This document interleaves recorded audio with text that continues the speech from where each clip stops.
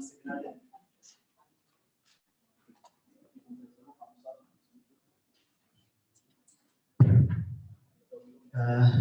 እንደምን አደራችሁ። ሄኖክ ይባላለሁ። ስለመጣችሁ በጣም እናመሰግናለን። በሰዓታችን እንጀምራለን። ሁላችሁም ቴብል ላይ ፕሮግራም ስኬጁል አለ። በ3 ሰዓት ላይ የኦፕኒንግ ሪማርክ ያሰፋ የፕሪሳይዝ ኮንሰፕት ማኔጂንግ ፓርትነር ኦፕኒንግ ሪማርክ ያደርጋል። የተጠበቅነው ነው ይመጣል። ከዛም ወይዘሮ ሚሪያም ሰይድ ኪኖት ስፒከራችን ይሆናሉ። ከዛ በቀጥታ ኮንሰልታንቱ የዲፕ ዳይቭ ስተዲስ ፕሬዘንቴሽን ያደረገችው ዶክተር ማራኪ ኤንድ ቲም ፕሬዘንት ያደርጉልናል። ከዛም ወደ ሪፍሬሽመንት ላይ ረፍት ወጥተን ተመልሰን ዲስከሽን ይኖረናል። በዛ መልኩ ሰጀሽን ፊድባኮችን ወስደን አፋፋግን እናጠቃላለን ማለት ነው። ለመጀመሪያ ያህል ምናልባት ብዙዎቻችን እርስ በርስ እንተዋወቅ ይሆናል፣ ግን ማንተዋወቅ ልንኖር ስለምንችል ምናልባት እርስ በርስ እንድንተዋወቅ ከሚሪያም ስፒድ ጀምርና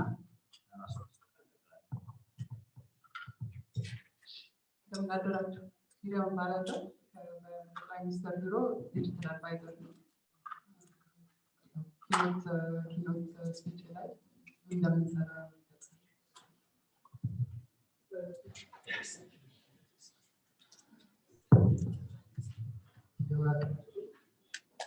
ነፃነት ፈጠረ እባላለሁ። ሲኤችኤስ አድቫይዘሪ ሜምበር ነኝ።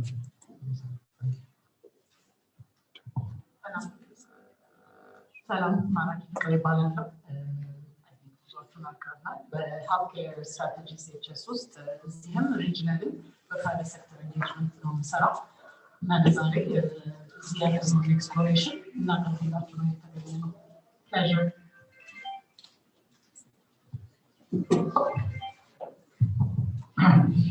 ታምራት በቀለ እባላለሁ ከኢንተርናሽናል ክሊኒካል ላቦራቶሪ።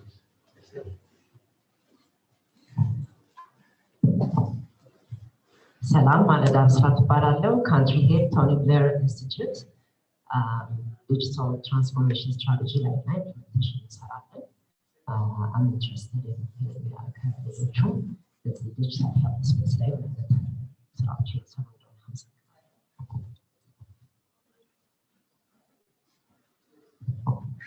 ሰላም ይሁን። ዘላለም ግዛቸው እባላለሁ ከኦፒያን ሄልዝ የሚባል የፕራይቬት ካምፓኒ የመጣው we run health based የሆነ የቴክኖሎጂ ካምፓኒ support about 20 countries outside of Ethiopia. ተስፋ እባላለሁ ከዩኤስኤ ዲጂታል አክቲቪቲ ዲጂታይዜሽን ዳይሬክተር። ነብዩ እባላለሁ ከፕራይቬት ሴክተር የመጣው ስታርታፕ እና ኢንተርፕረነርሺፕ ላይ የምሰራው።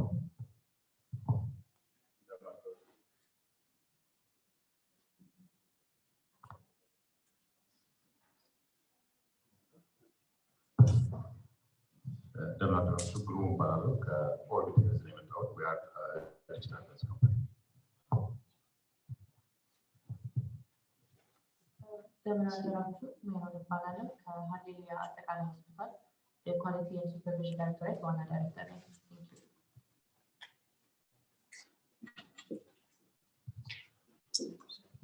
እንደምናደራችሁ አብረዛት እባላለሁ ከፎርቹን ሄልዝ።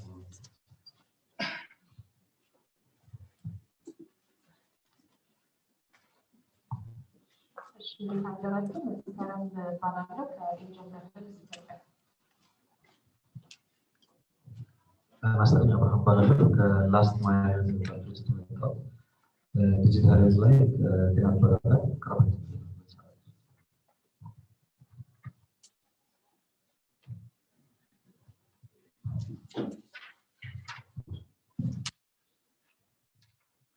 እንደምናደራችሁ ዘነበ መላኩ እባላለሁ የአይካፕ ኢኮኖሚካል ፕሮግራም ኢትዮጵያ አንድ ዳይሬክተር።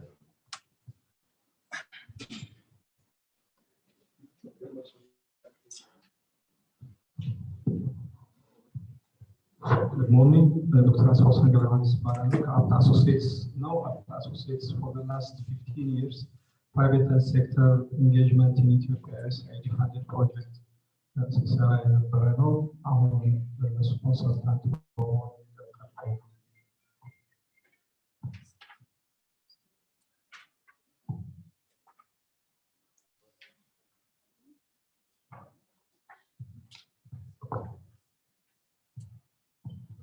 አደራችሁ። ይባላለሁ። I'm a principal data scientist. I have my own analytics company called data.com, and I'm here as a private second year, visiting from the States. I'm based out of Fairfax, Virginia.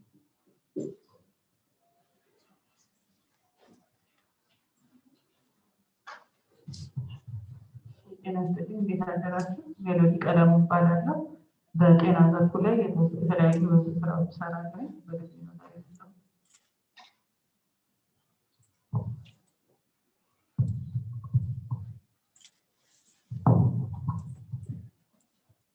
እንደምን አደራችሁ? ትዕግስት መኮንን እባላለሁ። ከኢትዮጵያ ሕክምና ማህበር ኤክስኪዩቲቭ ዳይሬክተር ከፕሪሳይዝ ኮንሰንት ድርጅት ጋር በዚህ ፕሮጀክት ላይ በቅርበት አሳን አድቫይዘሪ ሜምበር ሰርቭ አደርጋለሁ። አብረን እየሰራን ነው በቅርበት።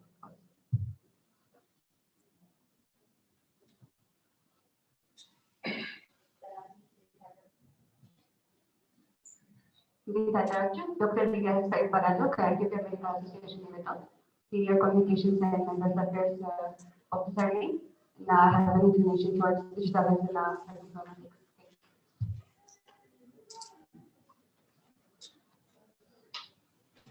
እንዴት አደራችሁ? ዮብዳር እባላለሁ ከሪወርኪንግ የቢዝነስ እና ኢንቨስትመንት ኮንሰልቲንግ ፈርም። ጤና ይስጥልኝ። አብርሃም እባላለሁ። የመጣሁት ከአድዋ ቴክኖሎጂስ ነው። ፕራይቬት ካምፓኒ ነው የምሰራው ቴክኖሎጂስ ላይ ነው ማለት ነው። እና ቺፍ ኢንፎርሜሽን ኦፊሰር አድዋ ቴክኖሎጂስ።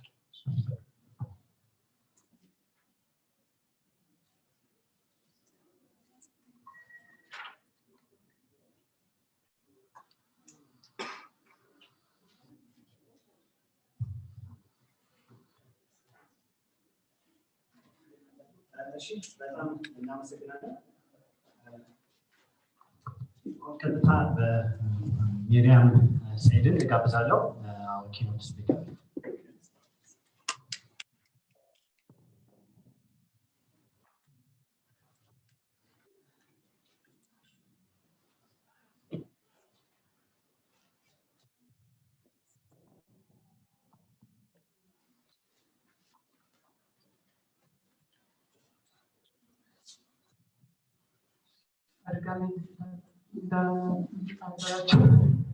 So, actually, speech by so distinguished guests, ladies and gentlemen, good morning.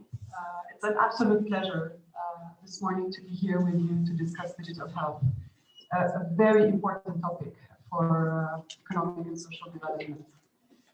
2020 will be remembered as a year that changed the world. It exposed the fragility of our healthcare systems and humankind in general. Digital solutions, once a tool of the future, have rapidly become an essential tool in our day-to-day life.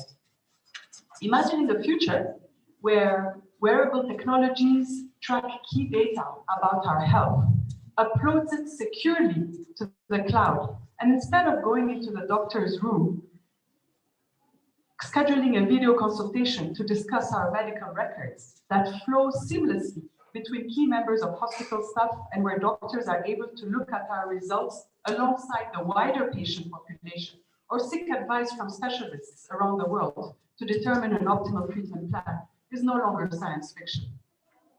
While the realities of our current healthcare tell a different story, we're beginning to see exciting signs of change. Allow me to tell you a bit what the government is doing about digital.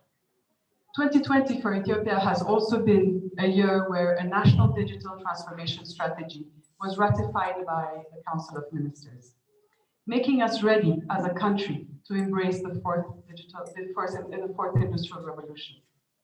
The vision we have set for digital Ethiopia is to innovate, to create, to adapt new and future technologies, catalyzing progress towards our national priorities. The strategy is an umbrella strategy, meaning it defines building blocks that will serve all sectors. It actually brings in inclusive digital transformation as a whole. The 4 pillars that we've identified in the strategy is 1, the establishment of a digital ID, which is a foundational system that will serve all sectors for identification and authentication, proving that one is who one claims to be. The second is building interoperable payment systems that makes transactions simple and removes cash out of the economy. The third is e-government that will bring efficient delivery of services, but also will drive demand for digitalization. The fourth, and not the least, is e-commerce that will connect markets and will give us access to new markets, bringing transparency and efficiency in informal trade. These four building blocks will lay the rail for all sectors to leverage technology and innovate. They are supported by reforms that the government is doing in the telecom sector, ushering in the private sector to ensure we have universal, reliable, and affordable telecommunication services. The power sector, providing access to electricity for all and reaching universal electrification by 2025. Furthermore, efforts have started around building digital skills at all levels, ensuring our approach to policy and regulation enables innovation and does not restrict it, providing access to finance to entrepreneurs by introducing a startup proclamation, and building robust cybersecurity platforms. As we embrace digital transformation, we must always keep the human being in its center, from concept to implementation, all the way to data.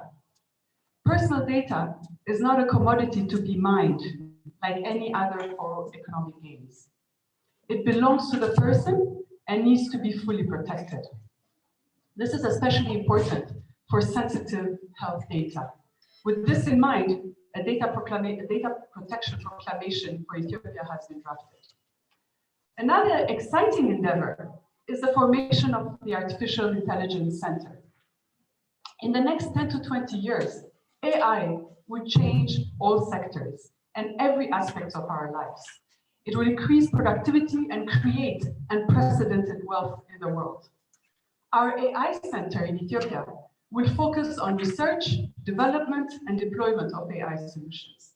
It will create an ecosystem where AI startups will strive and will ensure that Ethiopia remains competitive in the global market. As we speak, the center has a full team of artificial intelligence and machine learning experts working with doctors and specialists to find AI-driven solutions to diagnose selected diseases. Digital undoubtedly offers exciting opportunity in social sector. They are also, exciting opportunities for the sector that our country cannot afford to miss. But digital is also a very strong enabler of economic sectors. Related to health and based on global market demand.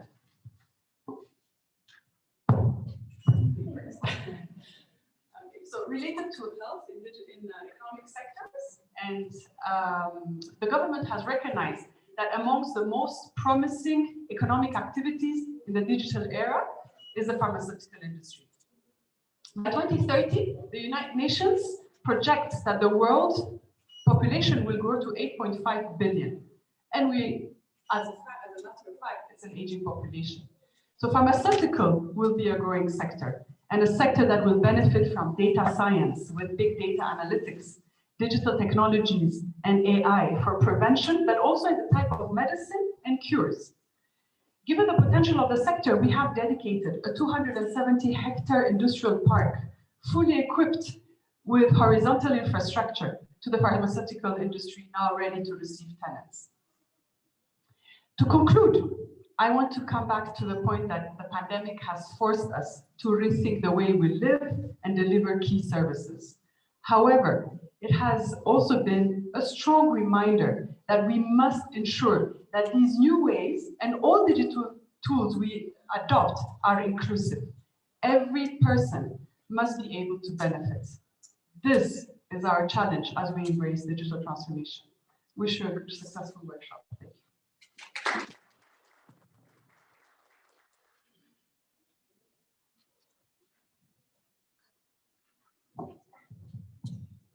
ሚሪያምን በጣም እናመሰግናለን። ቴንክ ዩ ሚሪያም ሴድ። በመቀጠል አቶ ሄኖክ አሰፋ የፕሪሳይዝ ኮንሰንት ማኔጂንግ ፓርትነር ንግግር እንዲያደርጉ ጋብዛለሁ።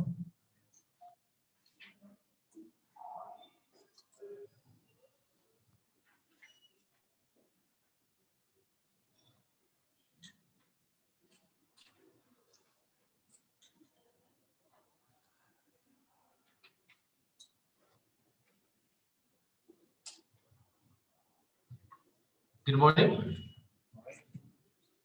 Good morning, everyone. It's good to see you today on this fantastic topic to discuss. I'd like to start out by thanking Miriam for that fantastic, hopeful, and encouraging opening address. I'd also like to congratulate the government in the last couple of years, the emphasis on digital and the amount of energy and resources that's starting to go into this enabler of inclusivity, a platform that levels out the access to health, education, to digital services, to banking, to energy, to all kinds of services. Our people need to empower themselves, to pull themselves out of poverty. This is not luxury as many would have us believe, but it is something that's absolutely a necessity that could help us bridge the gap in terms of development with the rest of the world. So I really would like to thank Miriam for her leadership on this, and I'd like to thank the government on its push in this direction. Having said that, let me just introduce myself again. I'm Hino Kasafa, the founder of Precise Consult. Precise Consult is a management consulting company that is entirely dedicated to economic development in Ethiopia. Our aspiration is to see Ethiopia lined up against the rest of the world equally, living in dignity, adding value to the rest of the world, and living side by side as a prosperous country, and all Ethiopians living fulfilling, peaceful lives. This is what we aspire for. One of the many challenges that stop us from being able to do that is our inability to create an environment that allows our people to fend for themselves, to take care of themselves, to empower themselves economically. They don't have the tools, the resources, the education, the health services, the infrastructure, all of these things. And a private sector that is capable of contributing meaningfully towards all of this empowerment. The public, our people, are the ones that need to pull themselves up, and government and civil society and the rest of us create that environment that enables them to do that. So we see this has been a major mental block for us for a very long time, where no matter how much one single government could do, it could not be everywhere. It could not think of all the problems, it could not solve all the problems out there. So this is what we're dedicated to. It's a thriving private sector. And when I mean that, I'm not talking necessarily of just foreign investment. Some might think that is the case, but I would start with our small farmers who make up 75% of our population, who live in a low input, low output agriculture, unable to fend off for themselves, unable to feed themselves, unable to send their children to school so they can have the best shot at competing with the best of the world. All of these small businesses, small farmers, we need to empower. We also need the big businesses to take their place. They are our connectivity to technology, to learning, to better ways of doing business, and to global markets that allow us to compete again against the rest of the world, but also to provide value to the world. We should always be taking from the world. So, having said that, as Precise, what we do, we focus on 3 specific areas. Our most important area of intervention is agro-industrial transformation. We work in that sector because, again, most Ethiopians are in smallholder agriculture, and the government rightly wants to transform that, and that's where we work for the most part.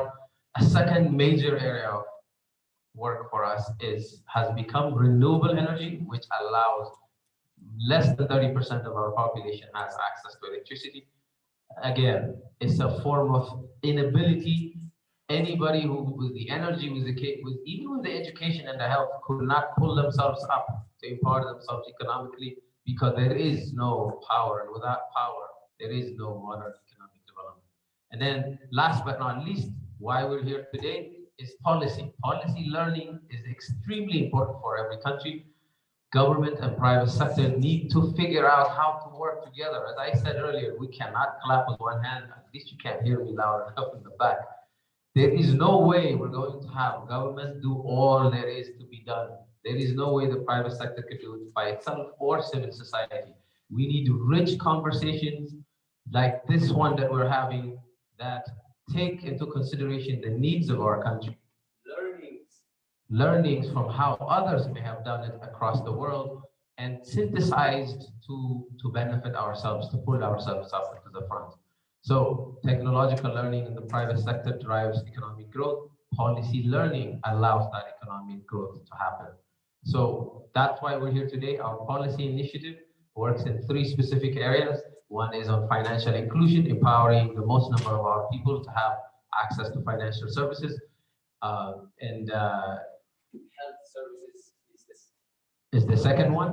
And last one is on agricultural policy. So you will see some of our social media accounts tweeting about this. So please follow us, like us. We are here just like you, working to improve economic development in Ethiopia. So if we are working together and we overcome these challenges, there is no reason why we could not see a proud, a dignified, and Ethiopia sometime around the corner. I will be around. All I ask from all of you is that you participate as lively as possible. We would like to come out of this workshop with some really solid recommendations for Ethiopian policymakers to adopt, so that the healthcare professionals out there could be more efficient in reaching the most number of people and increasing or bettering the health outcomes for the most number of Ethiopians out there. Thank you so much.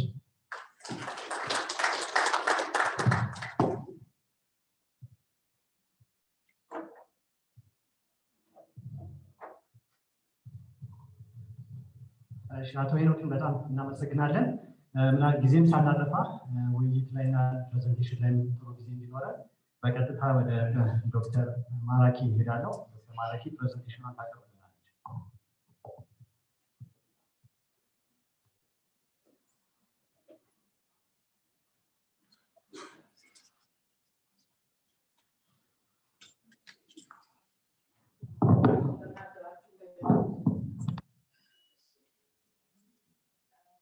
I will continue in English just because we have some other non-parent speakers on Zoom.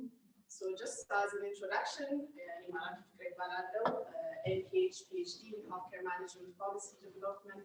I lead the consulting company for many years, CHS Advisory Legal, which is a boutique consulting company, all in healthcare. Why we're so excited actually to be here today. Health is our topic, health is our passion. We've worked across still for the last 2 years as a World Bank consultant, specifically in private sector engagement. We do a lot of work with WHO, we do a lot of work with the UN, and I'll discuss some of the projects that Miriam mentioned and Henok mentioned, how healthcare has become not only a social impactful interest for many, but it has a significant economic impact. As we can see from the last year, we're all stuck due to COVID, and economic impact is significant. So I'd like to mention some of the work within the UN as well as the African Union that really is relevant to what we're talking about today. And everywhere across all platforms, be it locally, I really commend the government here for its, advanced thinking and opening and leading into digital transformation. Not only that, the various many business reforms that's currently ongoing, supporting pharmaceutical sector, industrialization. So we need a model that's sustainable, that employs our local youth, our children, our girls, make sure that they're empowered. So, and we'll be talking to many of you, I've discussed and we've talked about the importance of promoting local businesses, local solutions, innovations.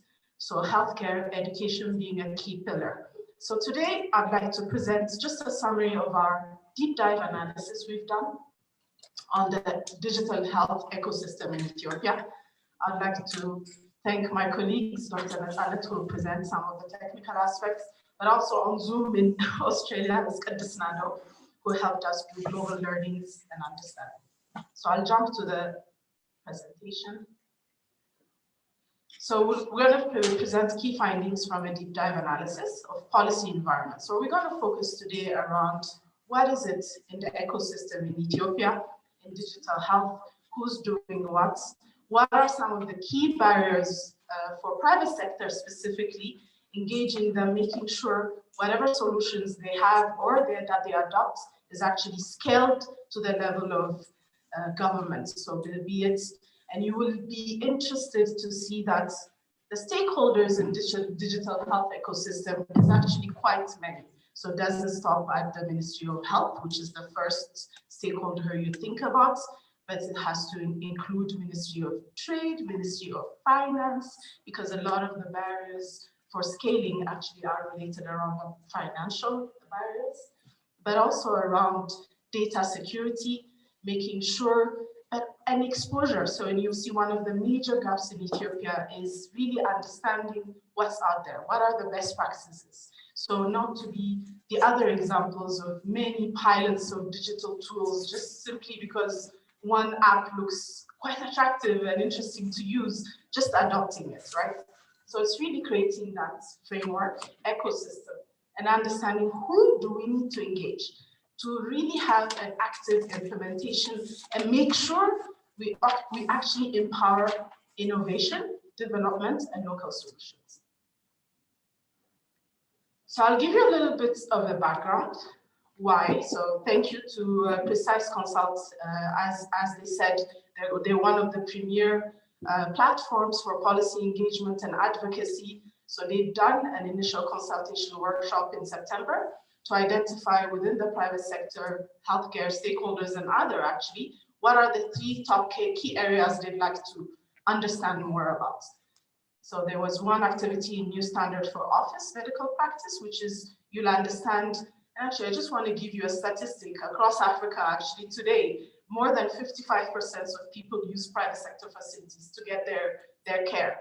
And probably also similar here. I mean, not to undermine public sector. Public sector does a lot, specifically rural primary care, but understanding and integrating the system that is a one health. It's one health. So whatever data we need, an understanding of the market has to encompass everybody. So not having data on what's the capacity of private sector does not help us, but hinder us in actually finding solutions. So the other second item they thought was a priority was reviewing health facility standards and licensing. And I'm just mentioning that because I'll mention a project I've been involved in Uganda for a few years now, which incorporates engaging private sectors and digitizing actually health facilities licenses and standards. So really knowing on GIS maps where your health facilities are, how many workforce people have, how do we license them, expedite licensing, regulation, cuts a lot of the workers. The other one which we're going to talk about is private sector engagement on digital. And this is really a passion work that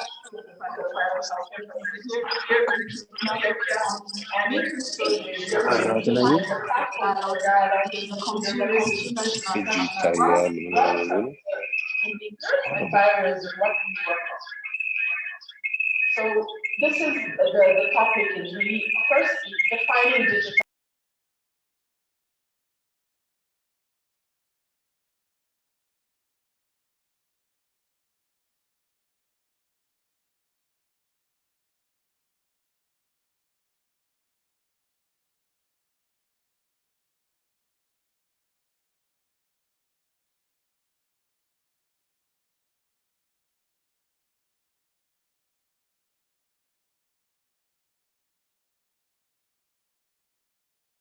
Yourself, the language plurality in Ethiopia is a difficult. education, digital literacy.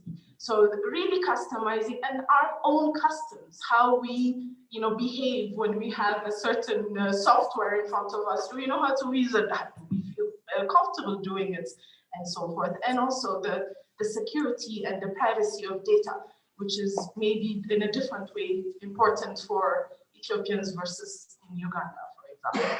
But we looked at Rwanda, because in Rwanda, we know even though it's a small country, smaller population than us, they have this vision of digital transformation, and they've also, really created this enabler for SMEs, small, medium enterprises, innovation, AI, so would like to mention that. And so we've triangulated what we think has been happening elsewhere to what we found in Ethiopia. So we looked and reviewed over 100, actually 87 documents and more in terms of policies elsewhere, what has been done, what are some of the steps for top-down, but making sure bottom-up is also captured, and how is the planning done, and is there a strategy today in Ethiopia? What is it that we need to do as a next step?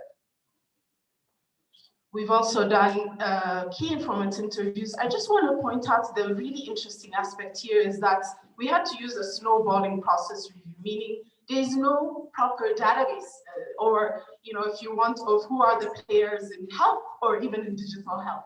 So it was more like, oh, do you know of this company? Oh, yes, this, and who else could potentially influence? So it's really important, and I cannot stress more. And when we validate some of these findings, we need to start understanding which stakeholders do we need, other than private health facilities, technology. The biggest gap that we could see is that consumer is nowhere engaged at any point. So be it at the level of institutions, private health facilities, or laboratories, still try and engage with government policies. We have academics, which are significantly important, and we know in different regions, academics are doing their own digitization, their own solutions, but we don't know of that. So we need to be able to consolidate data, knowledge, understand who the stakeholders are, and then really be able to act and influence on where the barriers are. So it took us, it's interesting, it was very fruitful and engaging. Dr. Nazanet would tell us more on the interviews, but it's really interesting how there's no one stakeholder, there's no one platform for dialogue. So as an impetus and a call for action for all of us. The definition of digital health, you won't believe all across globally how different it is, the understanding of what digital health is. And I mean, digitization, as we know about it, and the technology, especially for health, has a different angle. So you see, most people think of tools. They say, okay, I have an app, but the most impactful ones that I can see and have been utilized is data and information at system level, national level. Because how do you do policy planning if you don't have accurate data, inclusive across private sector, across all the major players? Unless you do data analytics, artificial intelligence now is the way forward, and the value for Africa, not only for Ethiopia. And you will see, why is it important for us? We're numerous, we have extremely valuable data to store, to mine, to better understand how our interventions work. So service delivery is extremely important as well, because why?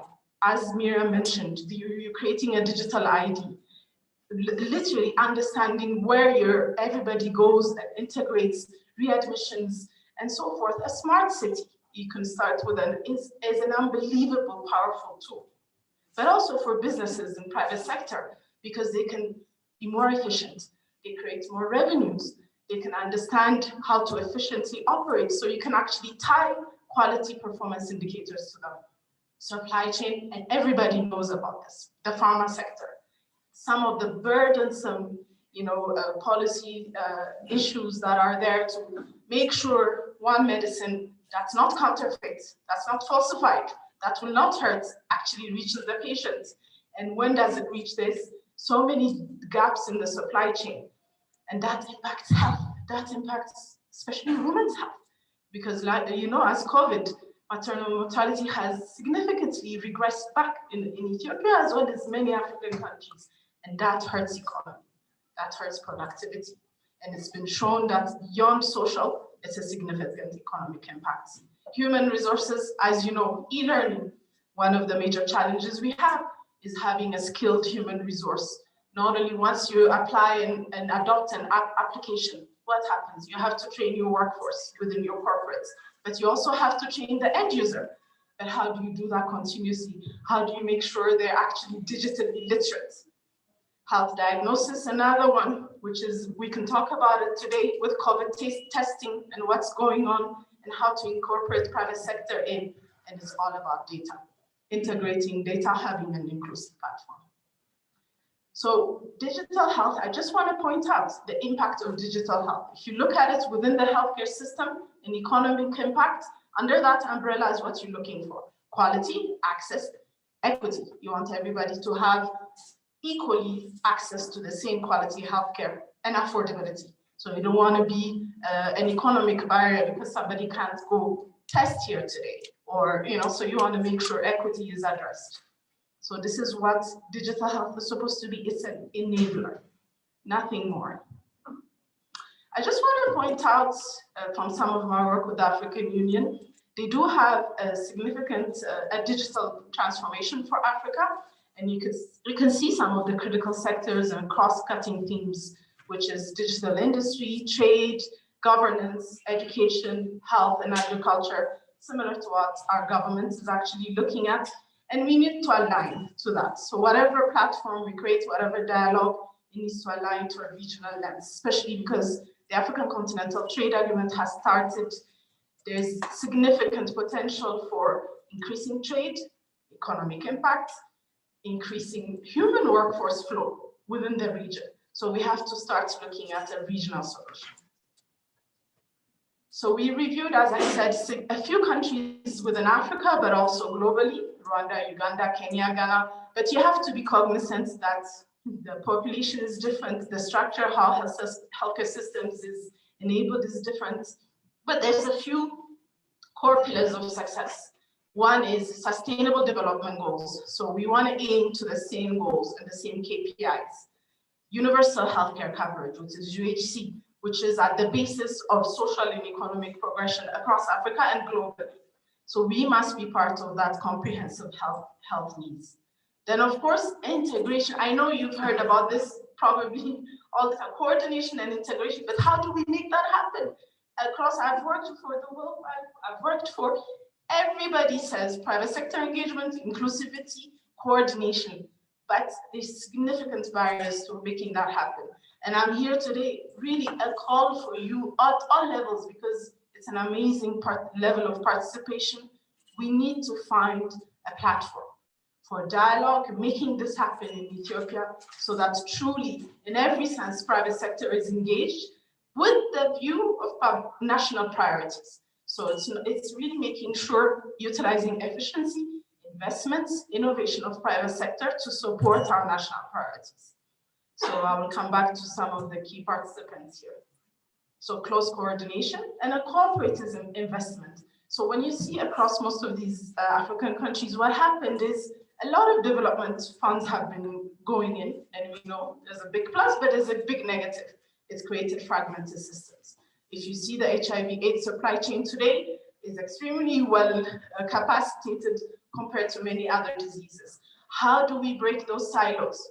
How do we make sure we plead to the development agencies to think system level, to support the country at the system level, be it in data, capacitating, private sector engagement, so that there has to be a cooperative investment. And beyond that, for us to finally think there is money, we do have money. So really incentivizing private sector and also contributing and investing in your own health and your own economic prosperity. I'm not going to go through these, but very successful Rwanda example, which started very recently, right? And we've been doing this for many years. So some of the success areas, and I've been there, visited, is they've developed the digital banking, the telecom service, the human capital. They significantly invested in making sure they're literate, able to have the right entrepreneurship and innovation. And there's a very strong private sector dialogue platform, which was an enabler, and they work together, understanding that if they work together, the demand is there, and they can all fruitfully benefit. There's a few solutions I'm sure you know, like the zipline, which is a drone delivering medicines and bloods across health facilities, both in public and private sector. And I mean, that has been transformational for them. So I actually went to visit the site. It's amazing. It works so well. There's a lot around artificial intelligence and machine learning, and we'll hear a little bit about that. We have somebody here that's doing that. And Uganda is very similar to us because of the population, the large geography, decentralized healthcare system. And here it's digitization of the healthcare system across. So they have a very strong e-health policy that engaged development partners, private sector, public sector, then developed and implemented it. And started with a digital ID, even in the healthcare space, an app. So today in Uganda, you can actually know exactly where your health facilities are. Private and public, know what utilization, which for workforce needs licensing, how to control quality. So I think it's a great example. We have the Uganda Healthcare Federation that actually worked with Ethiopian Healthcare Federation here. Dr. Marcos, Dawit, and others are here, so significantly supporting how to organize the private sector to enable this. So some of our reviews show that those are the key components of digital health. Of course, the leadership and governance, digital literacy, services, software, apps. Many of the private businesses or others don't even know what's out there. How do we showcase and expose everybody to the right one, the one that works? Funding, financing is key always, because the cost, especially to private sector, is significant in acquiring these applications. And how can we alleviate that or ensure that whatever software they acquire can actually also integrate to public health services? Standards, and I think Mira mentioned quite a lot, and I'm so happy to see that many of these are actually being dealt with. Data security, privacy, confidentiality, but of course, inclusive coordination and infrastructure. So what we did is take these pillars and sort of look at Ethiopia ecosystem. Where are we at today across these pillars? What did it show from our review, but also from our key informant interviews to be able to come up with a proposed roadmap? So I'm gonna just hand it over to Dr. Nezanet, who conducted most of the findings.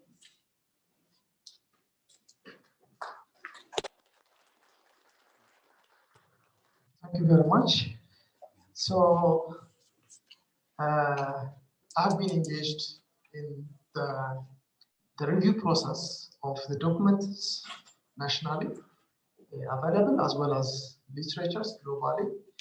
I was deep diving also to the interview component, and I was as lead investigator for this particular engagement.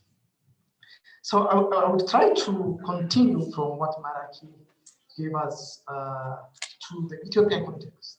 We have this about 9 components which we found from our literature review and try to see where exactly we are in terms of our country context.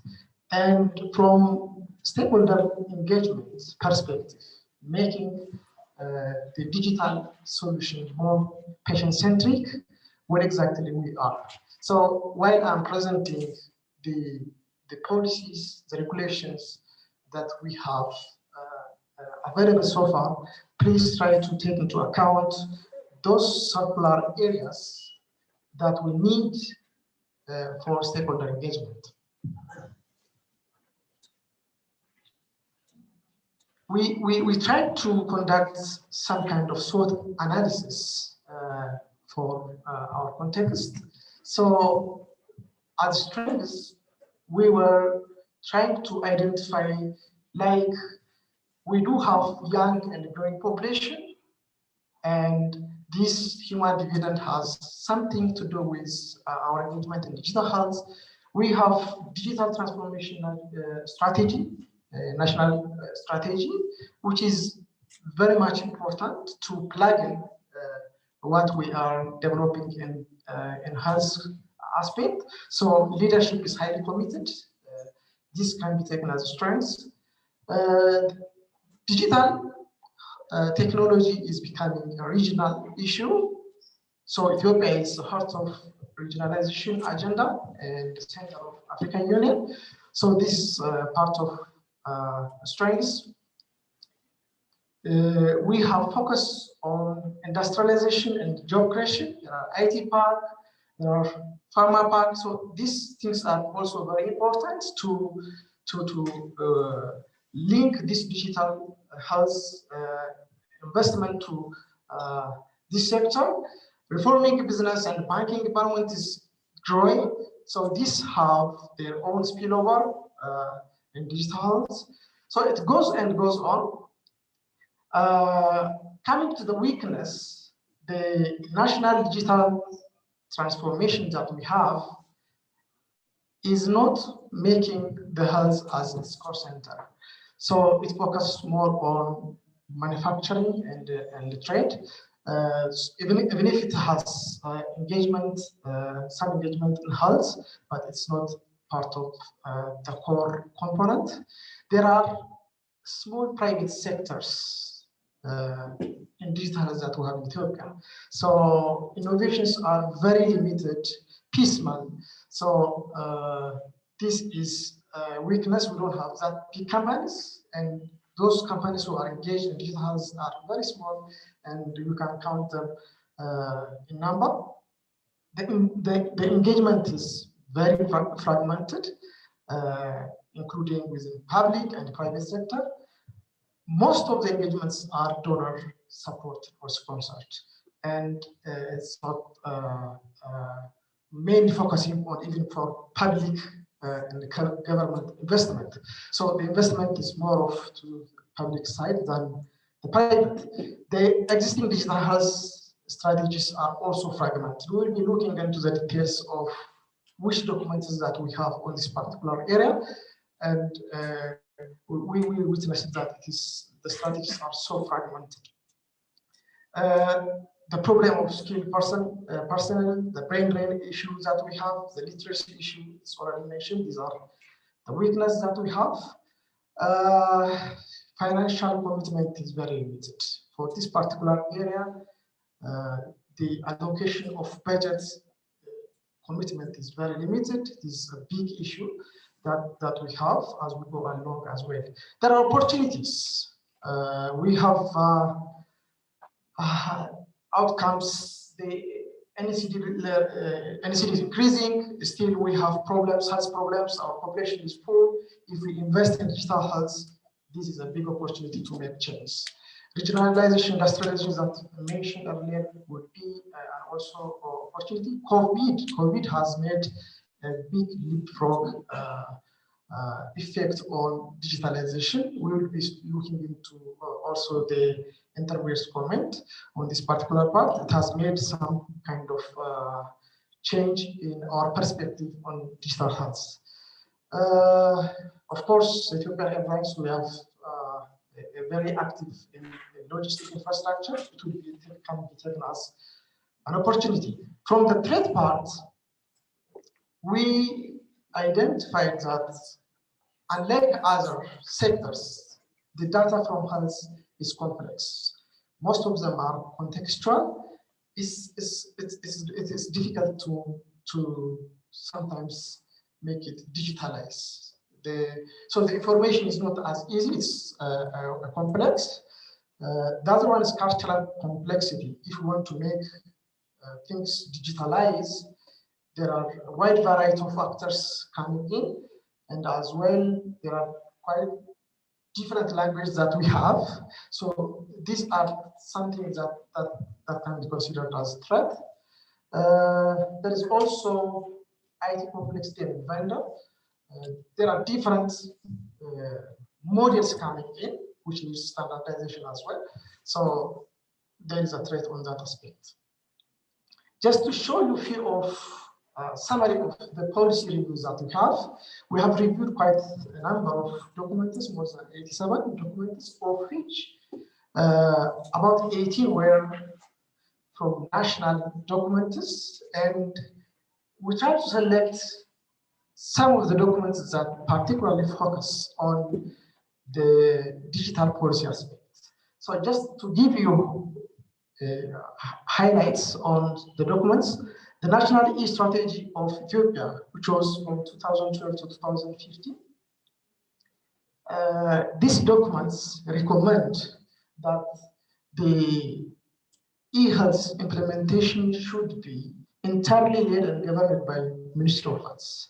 So the digital health engagement in our country started since 2017. After that, it shows some kind of evolution, and I hope this discussion workshop will be part of this evolution as well. So it has gone to a lot of changes, but initially the concept was entirely by the government. Then some partners engaged in the process. Initially, 2 partners. I think Tulin and the JSI were the one who pioneered supporting the government.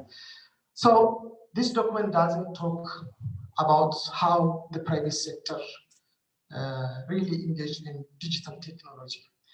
The other one, the 20-year health sector vision document, which was supposed to give some kind of roadmap for 20 years, still it remained as draft. It didn't talk much on the private sector contribution on digital health per se. It gives more emphasis on the engagement of private sector. That was very nice. More on service delivery, outsourcing some diagnostic services and so on, and emphasize the need of the public-private partnership unit in Federal Ministry of Health. So again, this document doesn't tell about the private sector, particularly on digital area.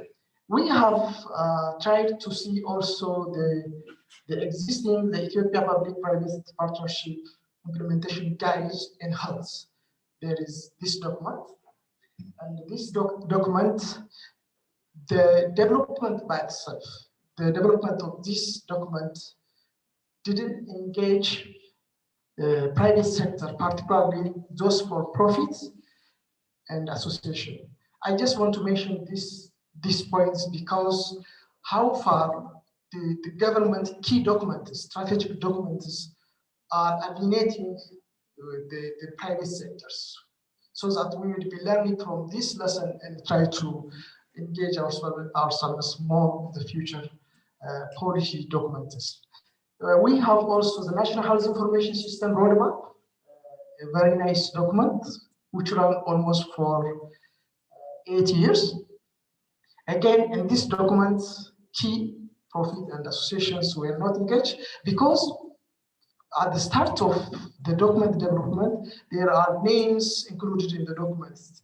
This document is produced by those people from this and that. So we are trying to see who are the part of the development of that documents, and the engagement of private sector is also very minimal, sometimes not there.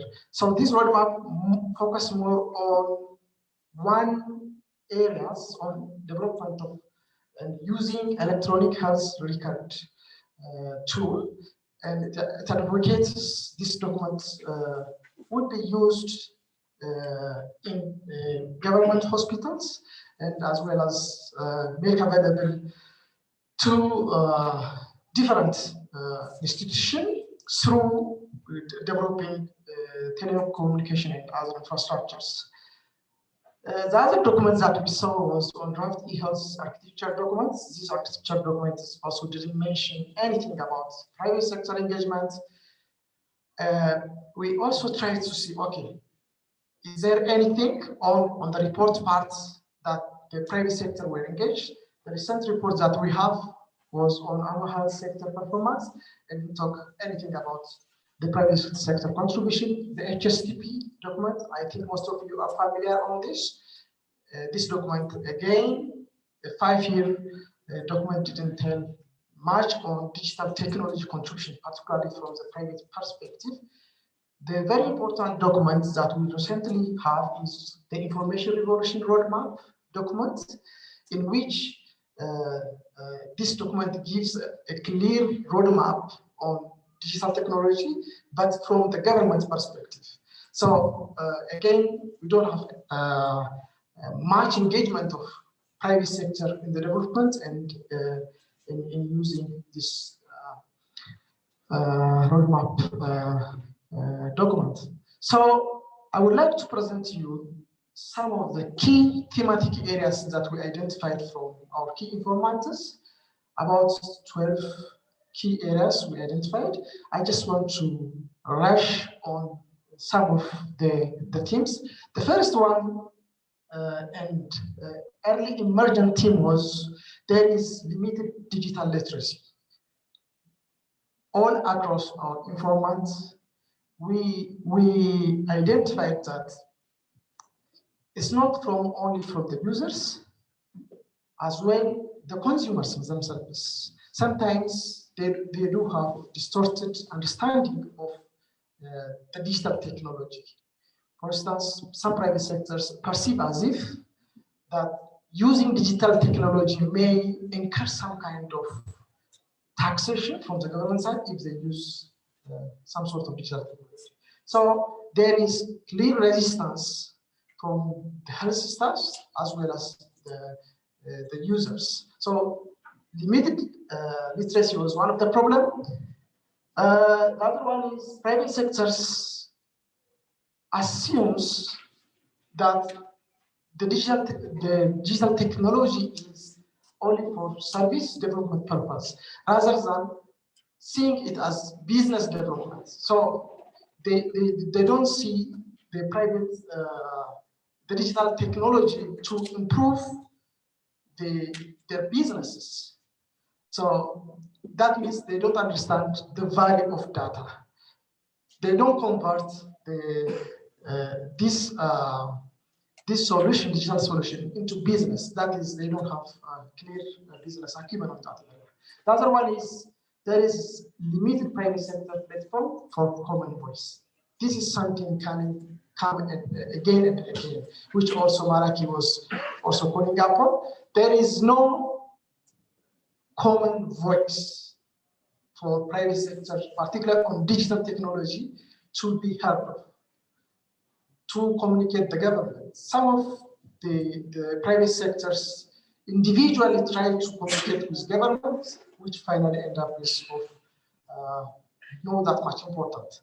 The other one is there is nascent public-private dialogue and no private sector engagement in planning. In planning process, the document that we reviewed, the private sector engagement was very minimal. If they don't engage in policy, in the development of strategy, in the planning process, they can't bring much change. That is the point that mentioned earlier.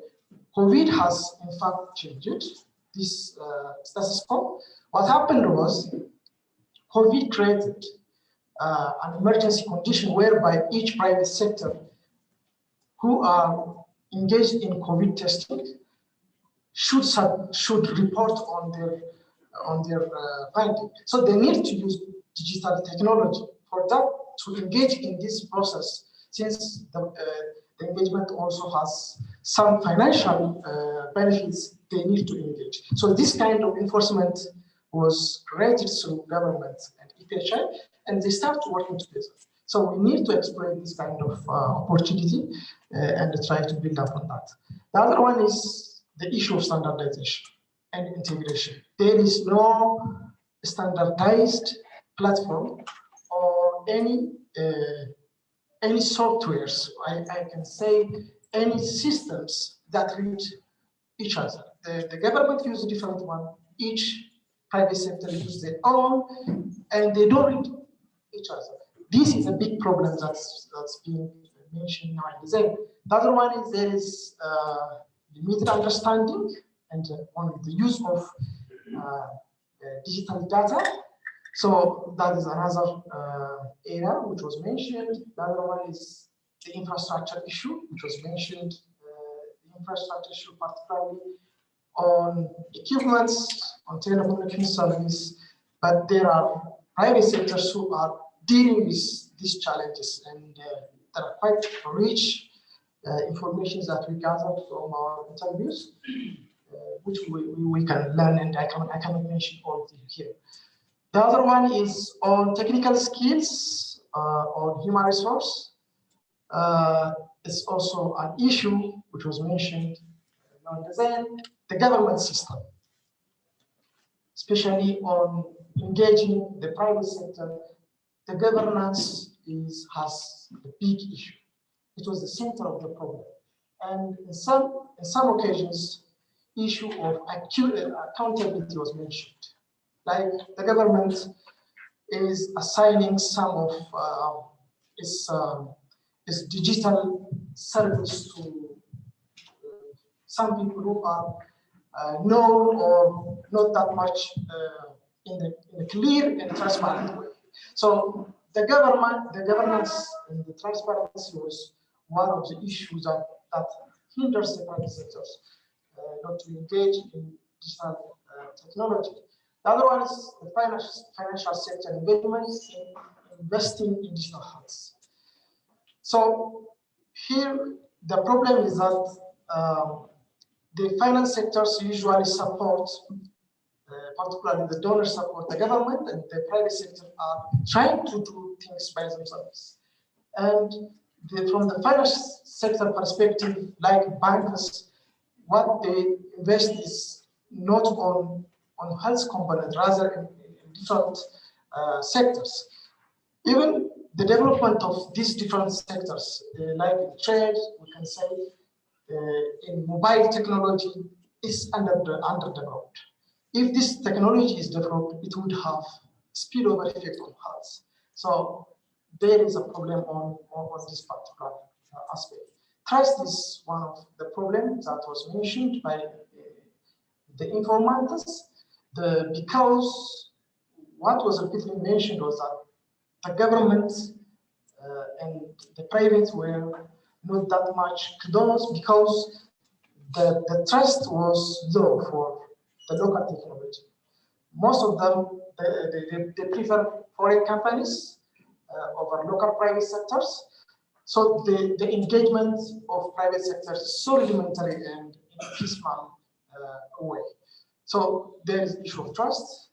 Finally, digital technology developers' customer service was mentioned to be not that much up to the expectation of the users. So it's not that much customer-friendly service that we have from our digital technology. This is what mentioned by our interviewers. From this finding, what we try to triangulate is that we come up with some 8 recommendations. The first one is we need to focus in developing policy and the regulation strategic roadmap for digital health.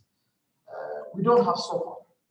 So particularly for private sector components, we need to have a clear policy and strategic roadmap from which we can start working upon.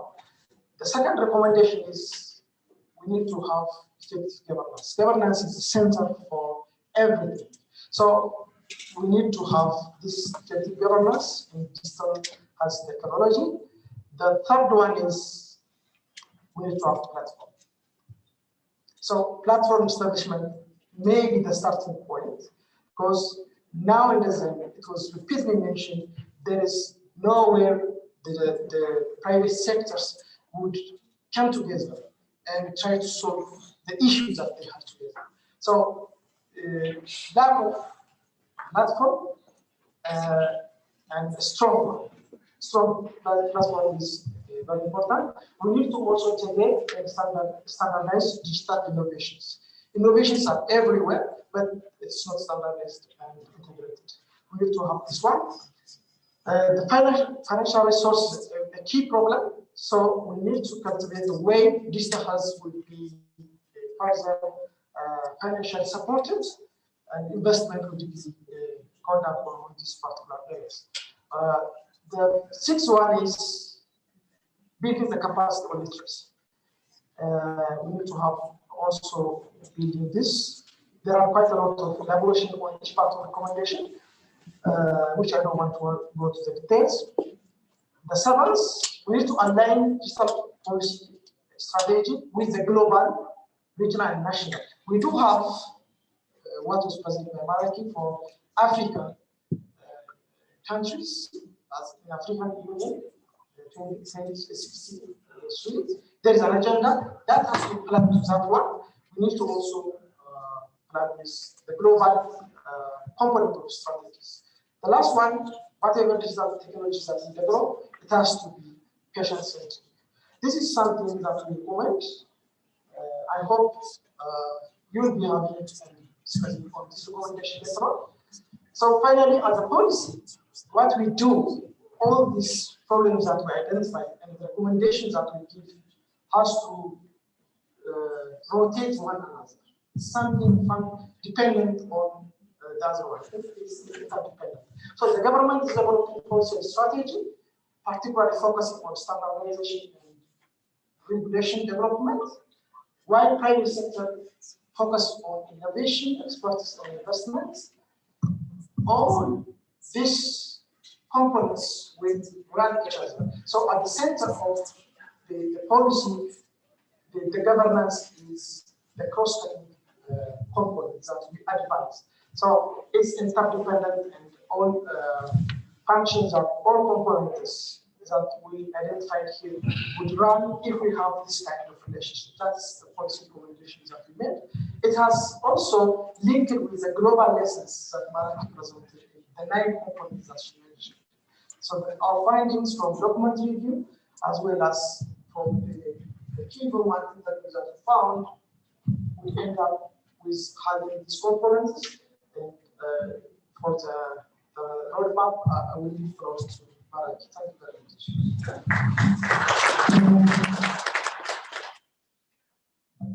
Thank you very much. Basically, as you can see, I think information and actual data and information drives your policy planning. Why we took a lot of time to actually make sure these concepts and some of the proposed recommendations come from everybody, key stakeholders, but we look forward today to adding more. So making sure these key findings actually reflect your thoughts. What are some of the prioritization we need to do? And then where do we go from here, right? So that's action. So how do we implement? Whether you agree on the framework, if there's anything that we missed, stakeholders that we missed to engage. So really want to hear from you going forward. I mean, this is based on some of the information policy reviews and other, but where do we go from here? I don't want this to become, you know, just another workshop. We put a report and we're out. And I know Precise Consults, nor are we that type of, we want action, some tangible, what do we do after this to make sure this is validated with the right stakeholders, and we move forward. And this is based on the findings from Ethiopia.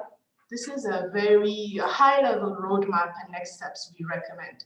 I mean, if you can see on the left side, the policy and governance is extremely significant importance. We need to link up to the digital transformation strategy and framework that Miriam talked about, and we'll hear from her immediately right after this. I would like to see how she thinks and how we can fully integrate, and how you know, any kind of a digital health strategy and policy should come almost as a pillar off of the digital transformation. But also some of the platforms that have been started. I don't know if you've seen, there's a chat of policy matters that we've been discussing. So we'd like to know, how do we, is it a steering committee that we need?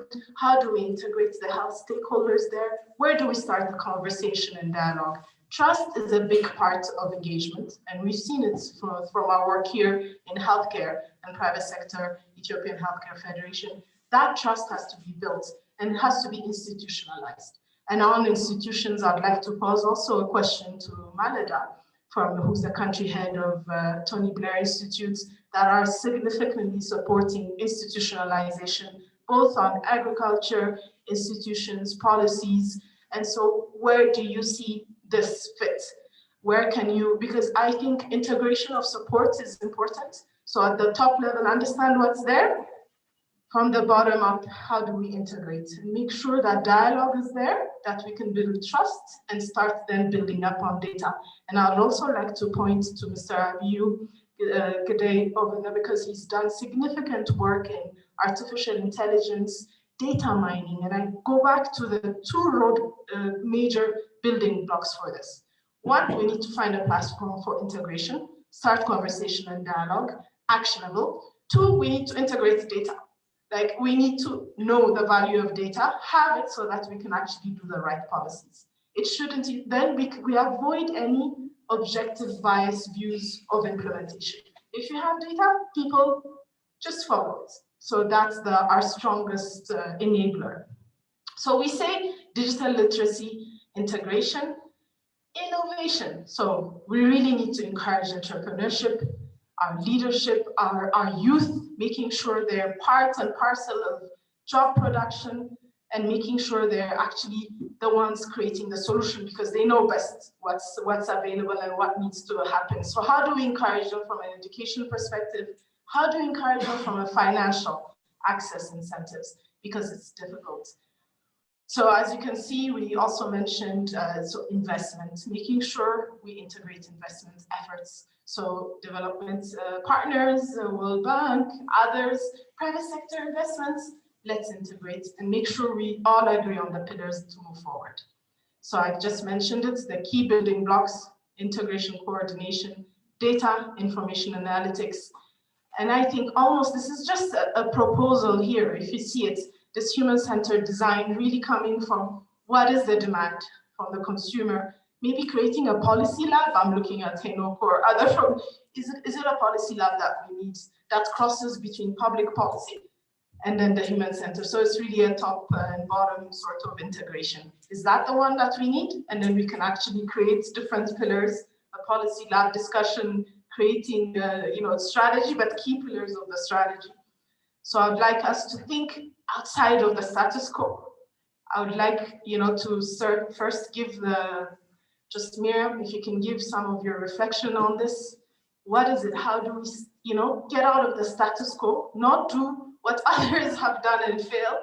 How do we catalyze it? And I think it's exactly how do we catalyze this dialogue platform policy so that it informs, it's actionable. And what are your thoughts after listening to some of the findings here?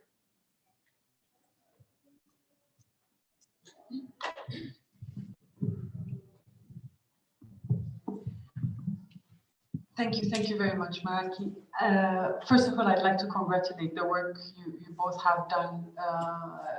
This is really necessary in all sectors.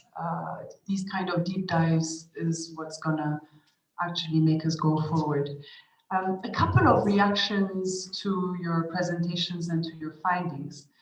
And maybe I'll start at a macro level and maybe go down into your question in terms of how do we actually get this down to the implementation. First of all, embracing digital transformation starts with mindsets. And that's really important. Digital is not an add-on. And that is something that we really need to start understanding. Digital needs to be part and parcels of all our plans at concept stage. It's not an afterthought. It is something that needs to come as we start drafting our plans, our policies. And I will quote His Excellency the Prime Minister here. When we actually launched the digital strategy, Digital Ethiopia 2025, his first comment was, this will require a new mindset and leadership style from the government. So really, if we can start with that, it's going to be a very big winning point. So changing mindsets. The other thing that you said that was really important was breaking silence. And I often say that data needs to be able to flow, as you correctly raised. So breaking silos, coordination. And this is not only a government responsibility. Creating synergies among all the stakeholders, government, private sector, practitioners, civil society, all of that is required, and it's a necessity. And again, that's a mindset. It's to say, how do I create an enabling environment where that coordination can happen? Of course, we also at the government level are looking at it, are looking at it to say digital is not a sectorial matter. And that's where I would like to maybe correct a perception of the digital strategy. I said in my initial keynote speech, the digital Ethiopia is an umbrella strategy. It's not a sectorial strategy, okay? So yes, we have taken examples of economic drivers in the strategy, and that's mainly tourism, manufacturing, agriculture, and sectors that digital can drive. But that doesn't mean that mining should not have their own digital strategy. That doesn't mean that the education sector should not have their own strategy, and the health sector should not have it. We actually expect all of these sectors to take Digital Ethiopia as a guideline and have their own strategies in terms of how do we digitize. All our national plans, our 10-year plans, our homegrown economic reform agenda, all of that have mechanization, technology advancements, digital as anchors. So all sectors need to internalize digital as an enabler and maybe sometimes as a driver as well. Now coming to what would be the most impactful way to actually see things happening. My strong opinion is seeing is believing. So starting something on the ground, prioritizing, we have so much to do. Prioritizing and saying, what would be the most impactful project that I can take or that we can take collaboratively and say, we are actually going to identify who the stakeholders are and start implementing. Implementing, that's what the key word is. And that's how you're going to influence policymakers to say, look, we've had this impact, these are the successes, but policies are blocking here and there. And we spoke about regulatory sandboxes to say, if we have projects that we know will have significant impact, social, economical impact, there's no reason why we cannot allow certain products or services to go ahead in a sandbox approach to say, okay, it has regulatory challenges. Maybe there are no laws that support these products or services, but we will have that flexibility at the government level to say, let's go ahead and test it. So really seeing something on the ground that will anchor progress and that will anchor, results is really important. Thank you.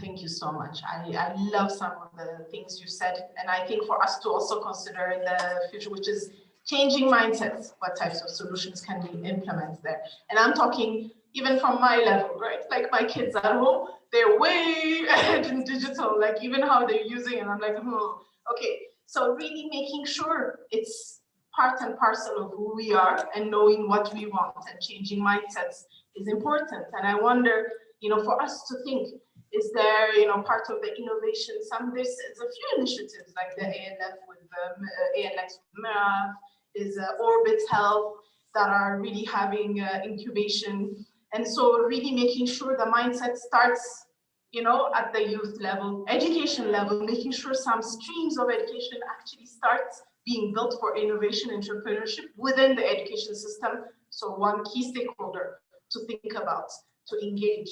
And breaking silos, absolutely. So I think I love some of the, and we'll get to some of the discussions and specifically implementing. And that's why actually today and a bit later on, we want all of your inputs to understand, do we have all the stakeholders? If there are certain solutions, who do we need to engage to start, working on the ground? Like, who do we need? And so making sure we have all stakeholders engaged. So I'll go to Malida as well, because I think a lot of your work has significant potential for integration, institutionalization. I know you've talked about that, and you work hard on making sure some of the solutions are institutionalized. Thank you, Maraki. It was a great presentation, very comprehensive, and a lot has been said, so I'll try not to repeat that. So our institute, as was mentioned earlier, everybody has a role in this digital health solutions, digital transformation. There are very many technology providers internationally, locally, and government will identify which solution is fit for purpose.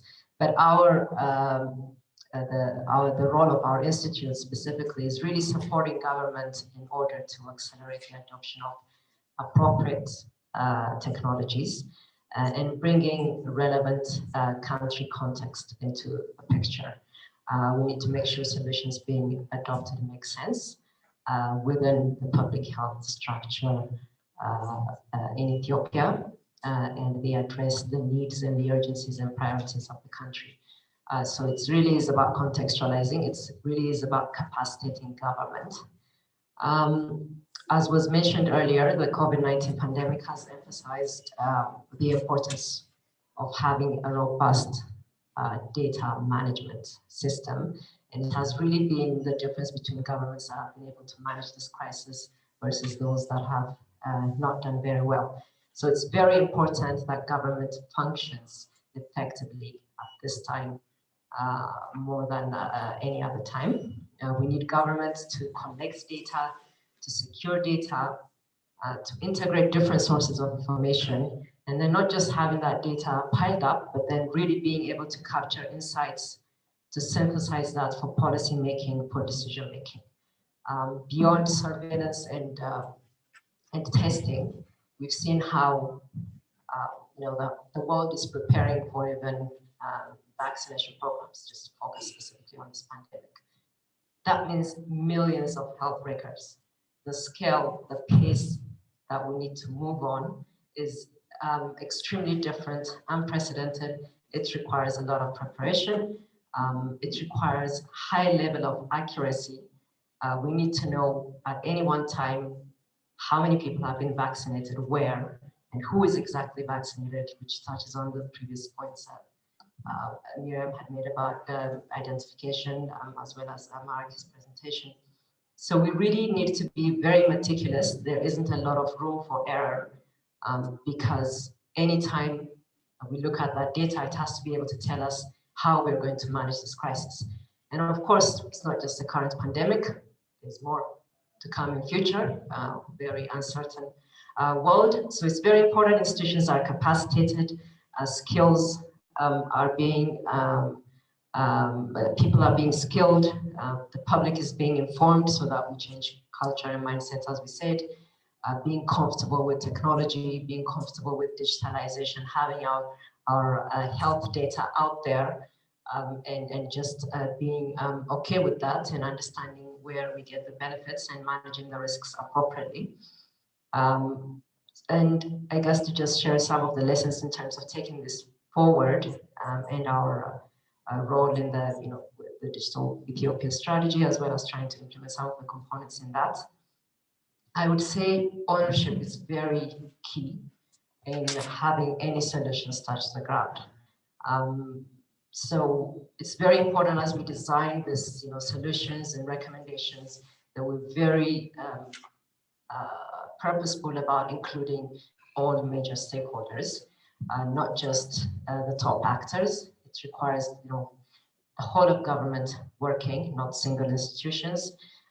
We need to be able to design strategies with implementation in mind, with practicality in mind, so that everybody's encouraged and optimistic about pushing things forward. So I guess just in the call to action today, as was said earlier, let's be, let's move from diagnosis and dialogue faster into action, and let's be clear what everyone's responsibility is in taking this forward immediately, and moving forward with our digital economy vision. Thank you.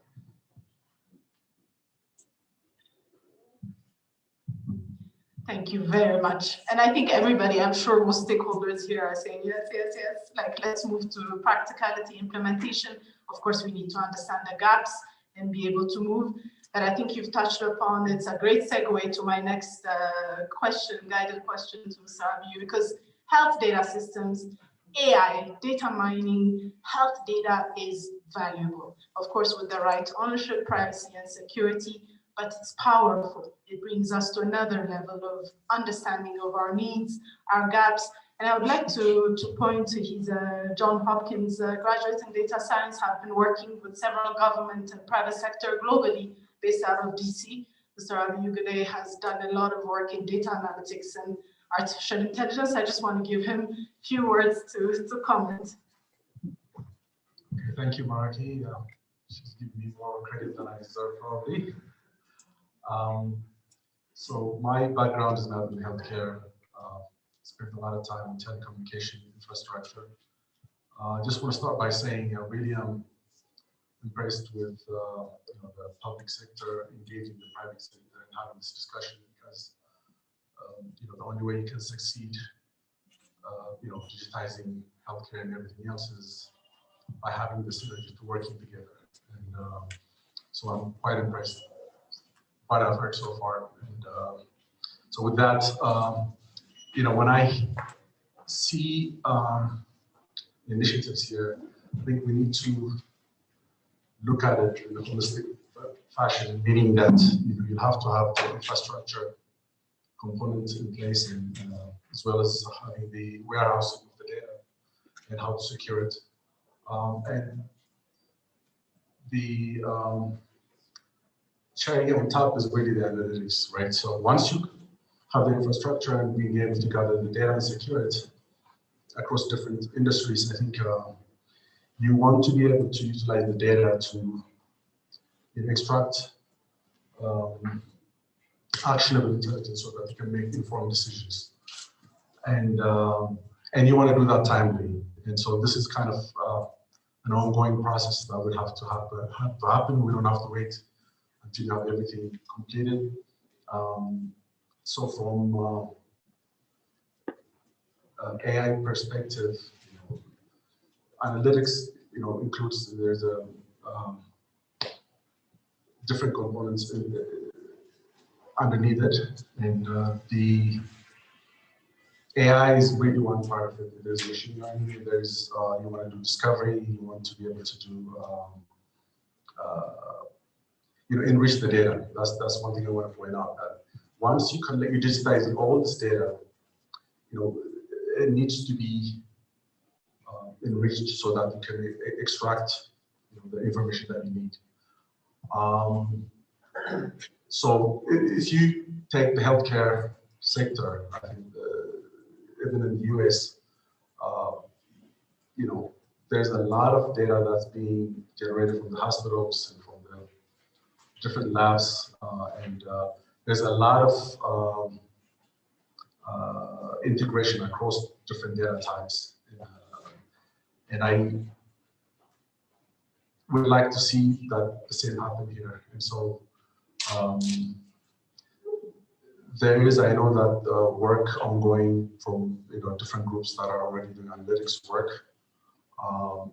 But ultimately, I think being able to efficiently gather the data, store it, and being able to give it access to different research groups or different entities will go a long way. So I've done some work, for example, for DC government health inspection, and they've been collecting data, and that was not standardized, and that needed to be standardized, and that's the other thing that was mentioned is important. And once you have that data stored and standardized, and you need to be able to give it access to the public using it, API usually, meaning that so that policymakers can collect the different data from different entities and be able to use analytics to extract patterns, and you can do a lot of different measurements, and so the possibilities are endless. I'll be happy to give my input, but I think this discussion that includes different stakeholders is really impressive to me, and this is what needs to happen, not just in healthcare. To me, it needs to happen across the board. I have some exposure in the past, may know, the telecom sector, and so many things are so fragmented, and you don't know, where to start and where to end. And having this discussion in the government, in the public sector, and the private sector getting engaged together, I think will get us ultimately to the goal of being able to, collect the data, extract information patterns, and improve healthcare and everything else across the board. So in my note.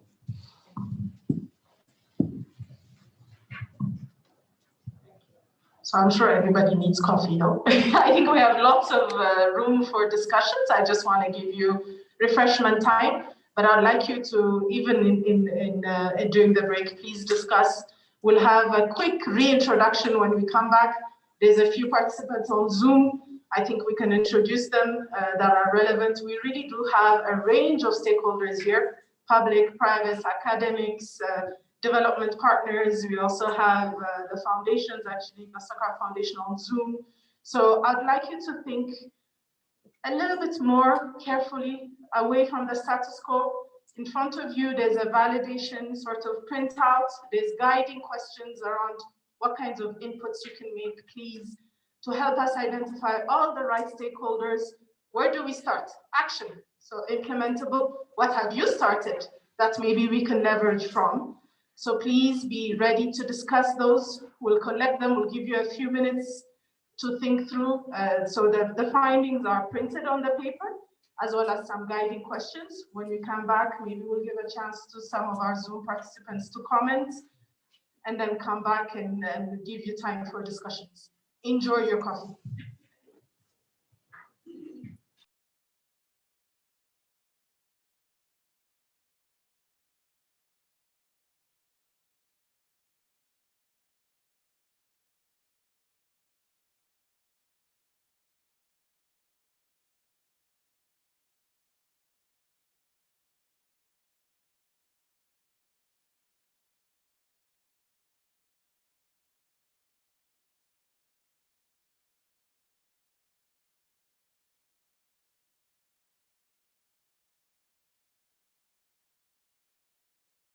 ከሻይ ረፍት በኋላ ያለውን ፕሮግራማችን አሁን እንጀምራለን።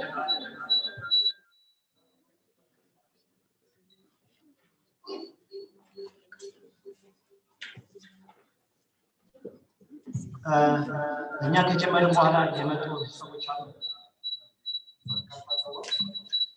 ስለዚህ ምናልባት ራሳችሁ ልታስተዋውቁ መጀመሪያ የእናንተን ኢንትሮዳክሽን ስላሰማ ራሳችሁ ተነስታችሁ ታስተዋውቁልን። ከዚህ በፊት ጀመር ራሳችሁ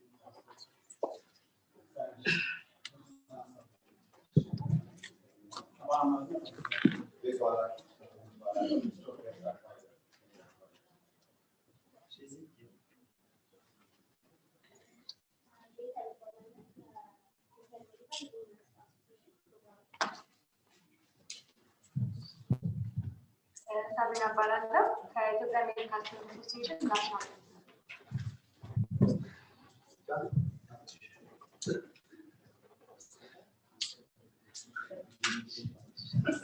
ሳሚራ እባላለሁ ከሚኒስትሪ ኦፍ ሄልዝ ስቴት ሚኒስተር አድቫይዘር።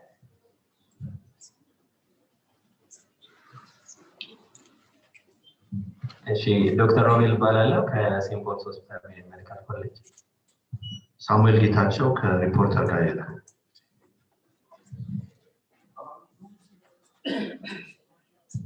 ሳባ ተፈሪ ከፎርቹን።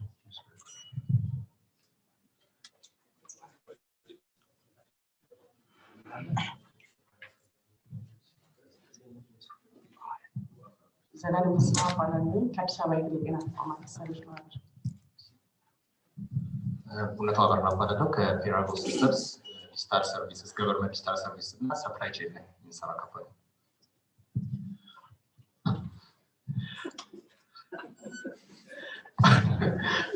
ሄኖክ ፓዚዮን እባላለሁ ከኦርቢት ሃውስ።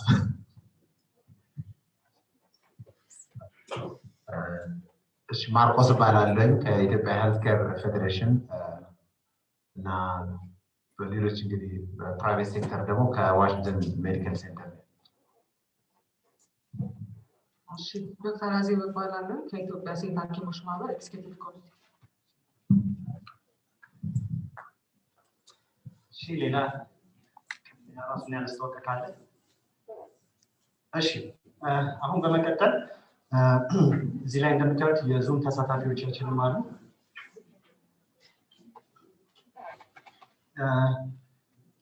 ስለዚህ ምናልባት ከነሱም የተነሳ ጥያቄ ካለ የመዘገብን መጠየቅ የሚችሉ ከሆነ ገብተው ጥያቄውን ቮይስ እንዲያደርጉና ሀሳቡን እንዲሰጡ እናደርጋለን። ከዚያም በመቀጠል ምናልባት ቫሊዴሽኑ ላይ ፊድባክ፣ ሀሳብ፣ ሰጀሽን እና የውይይት መድረክ ይሆናል። ከዛም ባሻገር ሌሎች የመጡ ሀሳቦችም ካሉ ፍሊፕቻርት ማዘጋጅተናል። ትናንሽ ሲግኖት የሆኑ ትናንሽ ወረቀት አዘጋጅተናል። እዛ ላይ ጽፎ በእያንዳንዱ ኢንተርቬንሽን ቫሊዴሽን ፖይንቶች ስር መለጠፍ ይቻላል። እሱን አሁን እናዘጋጃለን። በዛ መልኩ የእናንተን ፊድባክ ቀሪ ፊድባኮችን እንሰበስባለን። አሁን ግን ውይይቱ ላይ ቮይስ እንድታደርጉና የእናንተን ሀሳብ ለመውሰድ ለእያንዳንዱ ሰው ኢንተረስት ለሆነ ሰው ጥቂት ደቂቃዎች እየሰጠን በዛ ውይይቱን እንቀጥላለን ማለት ነው።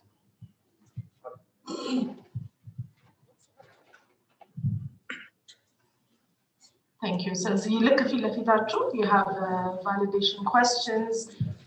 Three things. It's important to have information and data backing us up when we're making solutions, when we're trying to create implementable solutions. And there's a couple of things we can do. We would like this to be actionable. So there's a couple of things we would like you to validate. You can write it. You can write it on the flip charts until the discussions go on. So there's one, do we have all the stakeholders? During the break, it was amazing. Everybody from, even people from different sectors that are not health said, we have the same issues, the literacy issues, private sector engagement, everything seems to be similar. So do we think of a solution that's not necessarily sectoral? And then that goes to the point of Miriam. It's really like the platform. If there are some common issues that we need to address, let's address it. And what platform is more conducive? Second, everybody wants implementation. We no longer want endless discussions on workshops, reports. You've seen most of the government strategies hardly include all the relevant stakeholders. And I'm sure most of you in your work area and whatever you're doing, you've already voiced to me some of the barriers. Some of them we haven't captured. We tried to condense and put them in categories.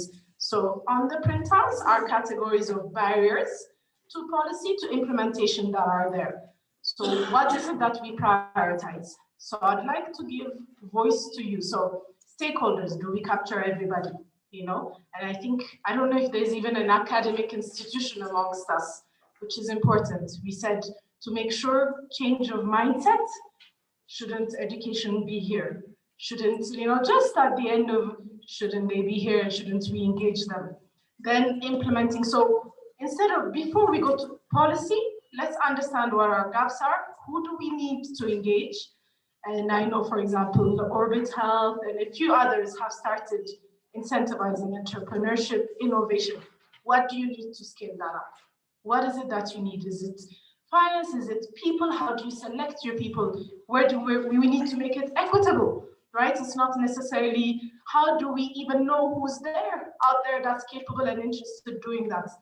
To me, there's a major gap in information, generally. So when I talk to somebody, that person doesn't know what the other one is doing. And yet they can benefit from talking to each other. So can we start there? Why I said let's reintroduce is, let's really talk about what we do, what your challenges are, what's the best way to start? What do you do? Can we start from what you're doing and leverage? So the bottom-up approach. End users are absent. So in terms of digital solutions, I mean, Parago systems, one or two, you can say, really some of the solutions have to come from the users, end users. What are they? So it's really addressing access. Do we need another infrastructure, a hospital or a lab to be close to you? Or is there digital ways of accessing people from home, giving them the right information? So all of that is so useful to think about, but there's so much to discuss about. I'd like you to focus. You think the barriers, the top 3 barriers in my work and in scaling up digital health or digitization is this. This is my perspective is government and within public sector. What are the challenges? How do we scale up? So I'd like you to start discussing that and jolting down some of your ideas.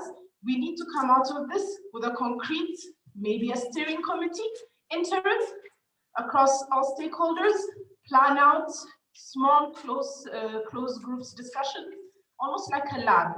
We said it, policy lab, or, you know, so we do, okay, digital literacy today, tomorrow, innovation, entrepreneurship, infrastructure. So we start really digging into and understanding what is it that we know to do and implement. Let's learn from implementation. Like Miriam says, sometimes we write so many reports. Look at how many policies we have to review. It's so fragmented. It's written. It has no, you know, so can we stay away from that for now? Let's understand what we have. And then start on implementation. Who has started what?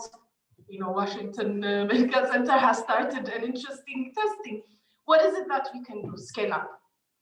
So I'd like to start, you know, anybody who's willing to discuss, even Mr. Tamrat, I'd like you to share your lessons in terms of COVID testing as one of the first labs to actually work with public sector and accelerate, because we're in the pandemic today, so maybe it's a good place to start.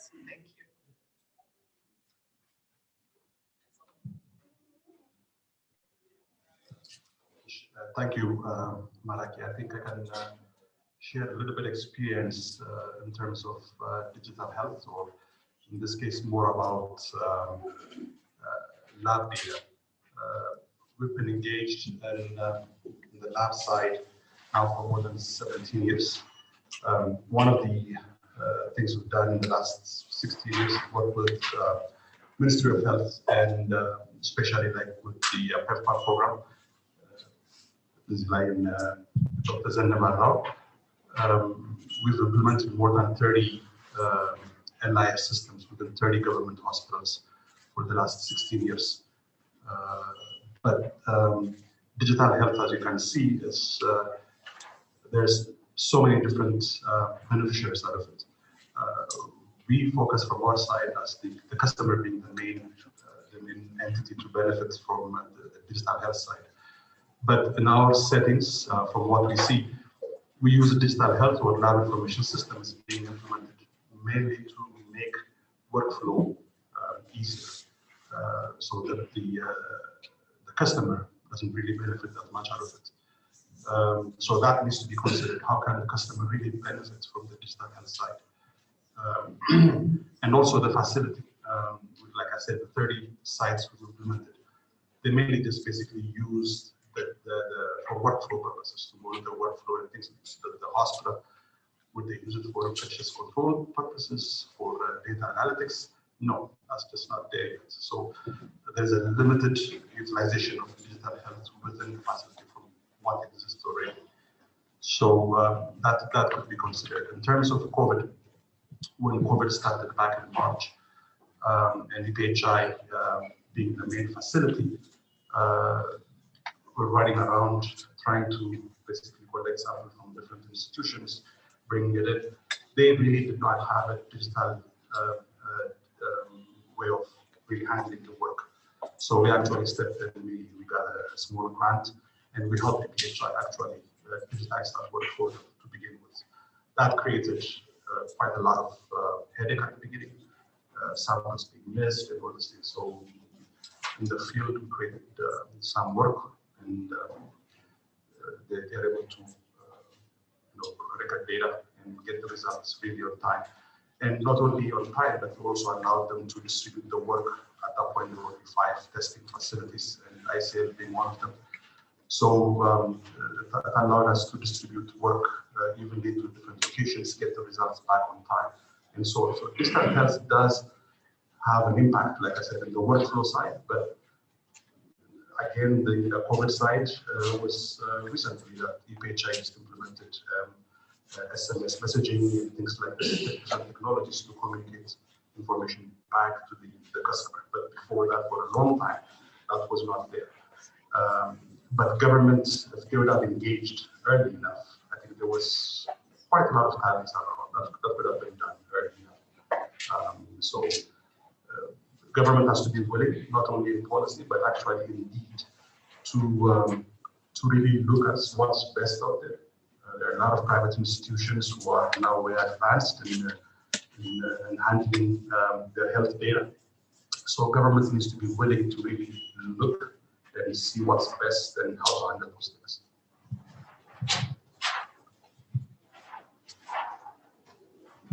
Thank you. I think this is a today example of what's happening in terms of merging and integrating data.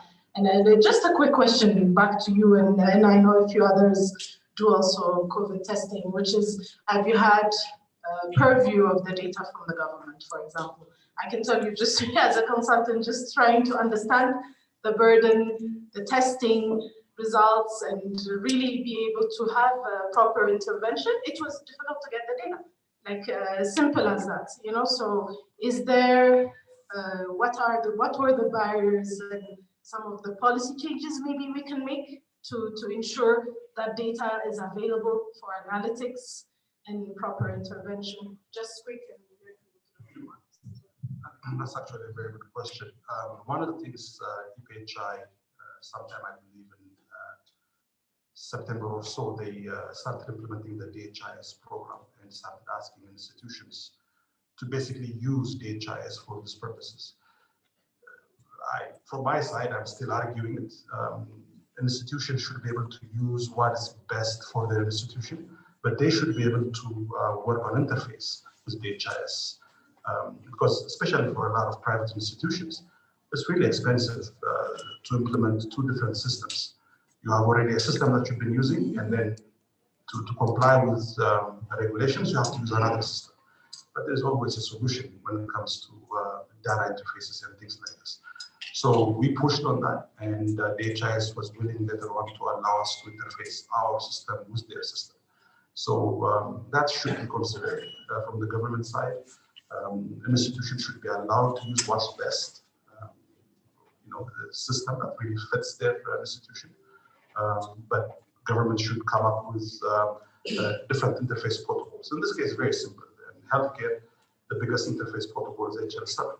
So if you use HL7, so that's what we did. We actually ended up training Ministry of Health on HL7 because of this, and did that interface. Thank you so much. Right behind him, actually, I just want to go to Dr. Marcos because he's firstly one of the person who founded the Ethiopian Healthcare Federation and tried to put private sector in health stakeholders together to impact and sort of look at government's policies and impact and do a few things together. So just sort of pushing from what Tamrat is saying, okay, there is a barrier to data interfaces between public and private, but also what about private to private? And I say that because actually having an integrated private sector data gives you so much power to go back and plead to government and say, look, this is how we've impacted on access. This is what we have. This is the burden. This is the types of efficiencies we can drive into our healthcare systems. And so where are you in that?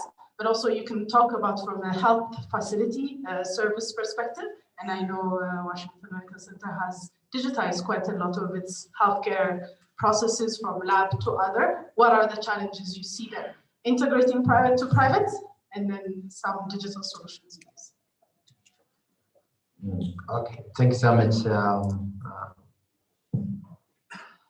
Thank you so much, Maraki. And first of all, I congratulate Henok, Nazanet, and Maraki and the team at Precise Consult, for bringing, up this very, very important topic, and for inviting us as well.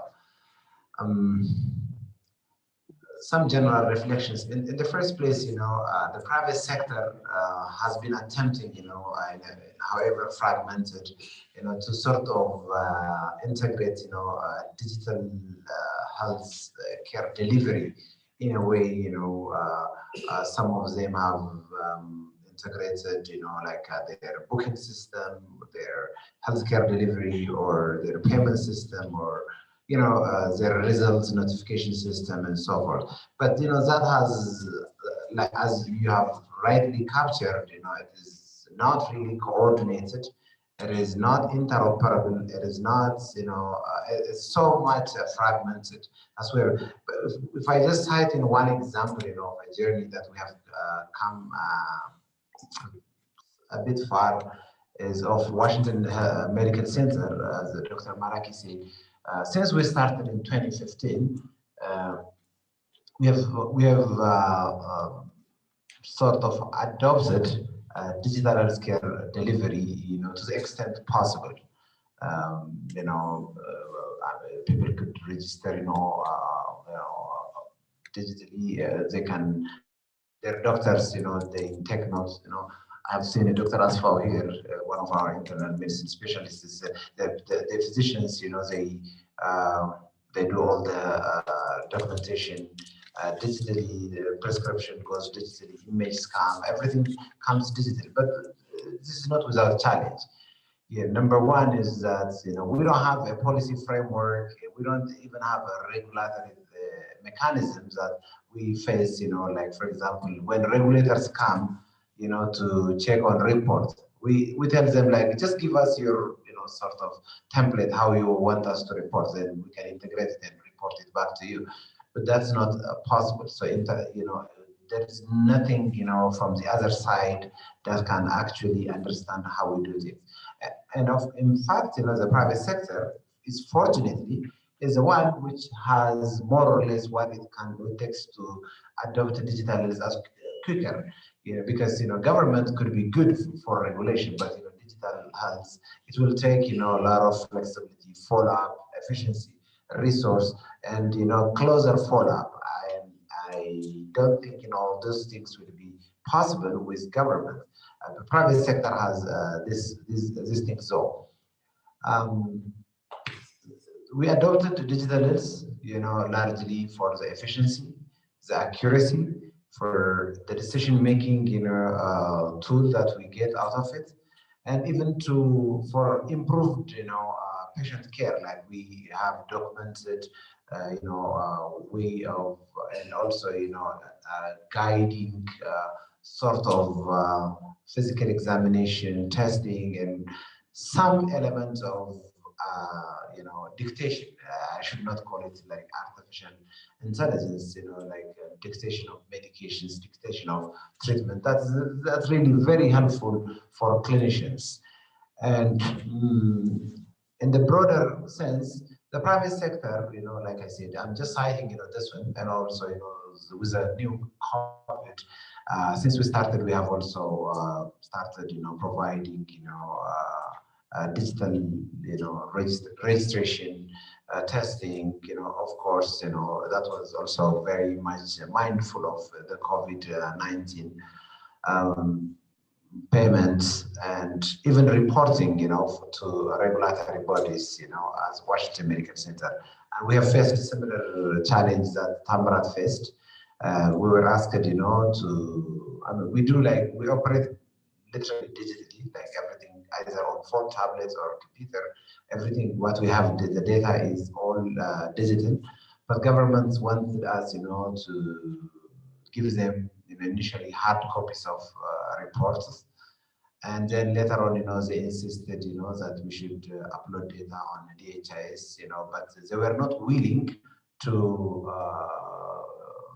sort of interface it with our system. But our IT team was smarter enough that they got a way. They figured out, how to integrate it, and we're now, syncing, our, results with DHIS to, in a way,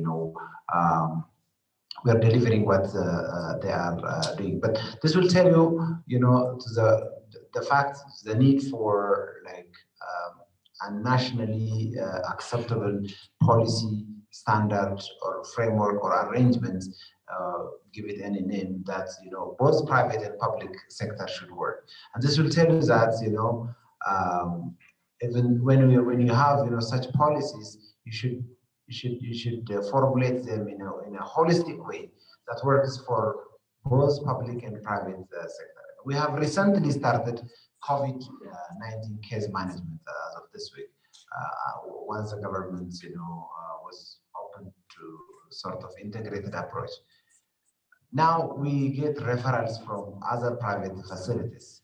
Now we also send, to other private facilities, but there is no way, that the private sector connects with another private sector. There is no way, that there is no framework. So this is very, very important. And we as an umbrella organization of the private health sector in Ethiopia, we've been working, to sort of understand the extent of the services delivered by the private sector, and such digitalization would have been very, very helpful. I would reiterate our commitment to all of you here, that will be willing to closely work with anybody in our capability to be part of this transformation of digital healthcare in Ethiopia. Yeah, thanks so much. Thank you. I just want to summarize and make a couple of points, I think, actionable, which is one, and we said it there, which is there's space for private sector digital data and solutions to integrate as a first, because I think that provides a powerful sort of voice back to any kind of policy making. Same as Miriam said, we need to know what's implemented, what's being implemented, even if it's a failure, even if whatever, where we can support. I mean, rather than having one entity go to the PMO and say, okay, we have a problem of policy here, can you solve it? Really having actionable sort of, these are the things to help the private sectors today, integrate data, have a plead back to regulatory, if it's a regulatory challenge, interfaces, and so forth. So other than first even going to the public sector. I just wanted to, somebody that's outside of the health sector, but has worked on actually developing e-government interfaces, Parago systems, and he's been listening and interested in terms of, hey, there's a lot of gaps, even in healthcare, but it's the same all across. So how can we handle it? There's learnings to be made from other sectors and people that have implemented solutions at government level. So can you help us implement a digital sector at the government level? Thank you, Maraki. Digital health is not my cup of tea, but most of my work relates to the e-government, and as you mentioned, your challenges, I can see similar challenges we face, all of us in different sectors. One of the critical challenges I like to share is on the data sharing specifically. So when we start the e-government process, we noticed that for getting services, you have to go to different organizations and you supply same kind of data whenever you are requested to get the service. So you are asked about your PIN number, your forms, your whatever data is asked here and there and everywhere. So why don't we have some kind of data grid that can be shared across different sectors? So with Miriam and her team, we think about why don't we have a minimum data set that can be shareable across different entities. For instance, if you take Trade Ministry, they have some set of data. They may call it some of the data private, some of the public data. If you go to ERCA or Ministry of Revenue, they have some private data, but they have also shareable data. So if they all chip in some of their data to the central grid, and any interested party, for instance, a company who want to get some information, can access the data from the grid. So the typical conventional solution is most of the time how to integrate different applications together, and sometimes the solution is costlier than the benefit that you want to get out of that process. So instead of thinking about that, why don't we have a simplest way of solution? People can share data easily without having a cost of building such kind of big infrastructure. The second point is in doing data grid, if every agency is committed to have some level of minimum data set to share to the grid, that means you have accumulated a lot of data to be shared across several sectors. So the health sector can access information about supply chain across different areas. And most of the time we think about, whenever we think about solution, we try to make homogeneous solution, so that in the health sector, why don't we have the same health management system? Why don't we have the same laboratory system? It's not possible. People always, heterogeneity is not a problem. It's a good thing. Having your own kind of system is good. The issue is how to get out of those silos of data to a shared data set, so that people can access those data. So we developed an open data exchange for the government. That open data exchange, every ministry will be, in the future, will be legally obliged to share some data to that grid. So any public sector, even the private sector, can access those data. For instance, when you go to the tax office, they say this invoice is not legal because this PIN number is not registered. But you get that receipt from a shop, but it's not acceptable because that receipt is forged. But if the government share who are the registrant taxpayers, and if you correspond your receipt number with the PIN number of that company, then you know that that the receipt that you have had this legitimate document. But this is the simplest data that you can share instead of going through all those challenges. So the health sector can also benefit from this one. We can have standard. The systems can be heterogeneous, no problem, with different technology, with different vendors, but data is always different. So if you define some level of schema for each entities in your sector, for instance, what do we mean by doctor? What do we mean by nurse? What do we mean by hospital, health center? So if you define those, and if you build data across that one, we can easily map that to a map, or you can build that one to geographical information. So you can give so many data interested data output from those information. The same concept I have seen open contract data set for supply chain, for instance. So each item that you procure has a common naming, a common classification across the world. So any supplier from Ethiopia can participate in a procurement in the government. So having those kind of small things can bring a lot of change in the ecosystem. I think that instead of thinking about how to create a big monster system to integrate these different elements, instead, why don't we just contribute data with the simplest way to a central warehouse? Then that warehouse can share the data. Even that data can be commoditized and can be monetized and give another services for data analysis and pattern identification, all those kind of things. And in all the technology areas, I think what we are fighting is to avoid distance gaps, right? If we see physical distance, because people are scattered in so many localities, and building infrastructure nearer to people is always costly. So how do we minimize physical distance using digital services? Financial gaps, commodities, facilities, culture, services. These are the gaps that we want to remove, or as much as possible to minimize. If we focus our energy on how to minimize distance and gaps, then there's always a solution to be given in a cost-effective manner. So this is the experience I can share from the public services to the digital health areas. Thank you. Thank you very much. Just a quick remark for Mr. Tamras. I give a chance. Maybe the other side of the room. While we're already pinpointing. Okay, just to add these things in any digital health, you have to consider the uniqueness of data and also the security and privatization of data. So those laws and policies have to be in place. But in terms of uniqueness, data has to be unique to an individual. So that you have to have either a national ID system or another form to have that data basically get attached to the individual. And at the same time, the policy, which is a very big thing, the privatization. Who's going to see my health data? Is it going to be available?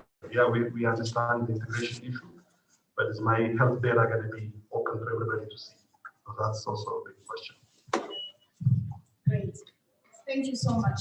And I think to make it concrete, and I know we don't have a lot of time, and I want to give a chance to other stakeholders as well. And maybe we can come back to you, Miriam. Just in terms you mentioned, there's a policy for data security and other, and the digital ID. Is there an actual gateway for us then to start thinking of the uniqueness of a data health ID within, like he said, just minimum database that can link but allows, and I'm talking about the procurement today, regional procurement with the AFCFTA. The ECA has now a platform, as you know. It started with college supplies, but literally they want to have supplies done, manufactured in Kenya, Ethiopia, be able to be traded across border on the platform. So how can we take advantage of that immediately as Ethiopia, as an economic benefit, and how are we ready for it on the digital, on a data perspective? If you want to answer now, or I can then come back to you. Anybody from, okay, go ahead, because I don't know the topic. Hi. ዘላለም እባላለሁ ከኦፒያን ሄልዝ የመጣሁት የተወሰነ ሪፍሌክሽን ለማድረግ አንደኛ ግሩፕ እዚህ ውስጥ ያለው ግሩፕ ይስማማል እንደዚህ አይነት ኢፈርቶች ግሎባሊ we've seen so many basically similar efforts እንደዚህ አይነት አሰስመንት እንደዚህ አይነት ዶክመንቶች ጥሩ ዶክመንቶች ተሰርተዋል ግን ከዛ ሲያልፉ አላየንም እና ያው ግሩፕም ይስማማል በዚህ ምንድነው ከቢዮንድ ከፖሊሲ ዶክመንት እና እንደዚህ አይነት ዶክመንቶች ዲዛይን ከማድረግ ባለፈ we haven't seen a successful implementation in different countries. One of the reasons is like there is no follow-up beyond designing a policy document or such kind of framework. There is no next effort to actually provide some kind of tools and solutions for developers and implementers to make the framework and policy document successful. So we've seen that. And it's also, similarly, there is also a great disconnection between the policy document frameworks that have been developed in different countries with, the technical folks who are developing and implementing on the ground. What I mean by that is, most policy, for example, we have a number of frameworks like MX framework, digital framework in the country, but most developing efforts are not being done based on those frameworks because there is no follow-up and monitoring and control mechanism whether this framework has been followed or not.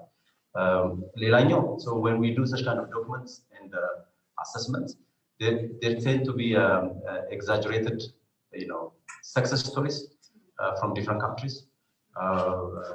Because most of us know that the digital health implementation, let alone in countries like ours, even in the West, that's not beyond 50%. So I think we have to see the real problem on the ground, why this is not successful, and devise a solution accordingly. So I'm from the private sector, and our biggest competitors are NGOs.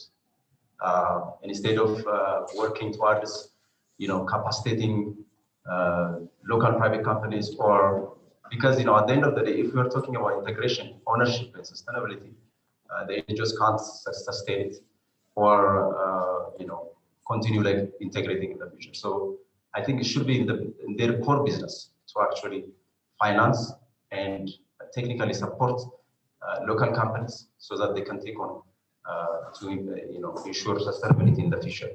The last point I have is, of course, there is a weak private sector when it comes to digital health. That's because most of them, they don't have proper organizational behavior. Hence, they can't provide proper support. Usually it's a one-man show. Of course, they innovate, they design some solutions, but after they implement, because of the lack of organizational behavior, proper business development concept within this private sector, proper support is not being given. So if you go around and ask hospitals who was adopted some solutions, I'm not saying all solutions, but most of them, there is a huge gap in support and maintenance. It's because of the way the private sector is organized. So I think if we want to be successful in the future with integration, sustainability, ownership of digital solutions, it's vital that we support, whatever is available, the private sectors. And NGOs can play a lot of, because of their access to finance and also technical capability. If we don't do that, we can't pass that. Thank you so much. I think that's very good points. Okay. I just want, if there's somebody else from public sector that wants to voice before we come to anybody from public sector or NGO that would like to make a comment, go ahead. She NGO, go ahead. Private sector and women.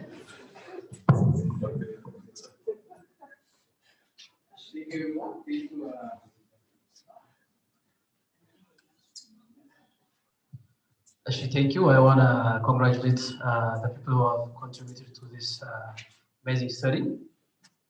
And I think it's about that year that we have to talk about the private engagement to the digital health. And I'm happy to be part of this workshop. So I think a lot have been said, especially from the private sector. And I think one of the things that I want to mention, actually want to say this in a hurry. So we have been the subcontractors, private sector, የሰጠን ነበር opportunity.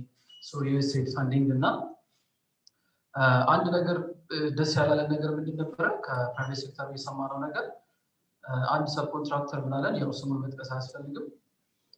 ትልቅ ፕሮጀክት ላይ ያሳተፍናቸው የነበረው ግን ያለውን ችግርና የሚኒስትሩን ፕሮብሌም እንደ ሚኒስትሪ ሆኖ ሊያወጣቸው ቢኮዝ ሌላ በፕራይቬት ዊንግ ብዙ ፕሮፊት የሚያስገኛቸው ስራ ነበረ።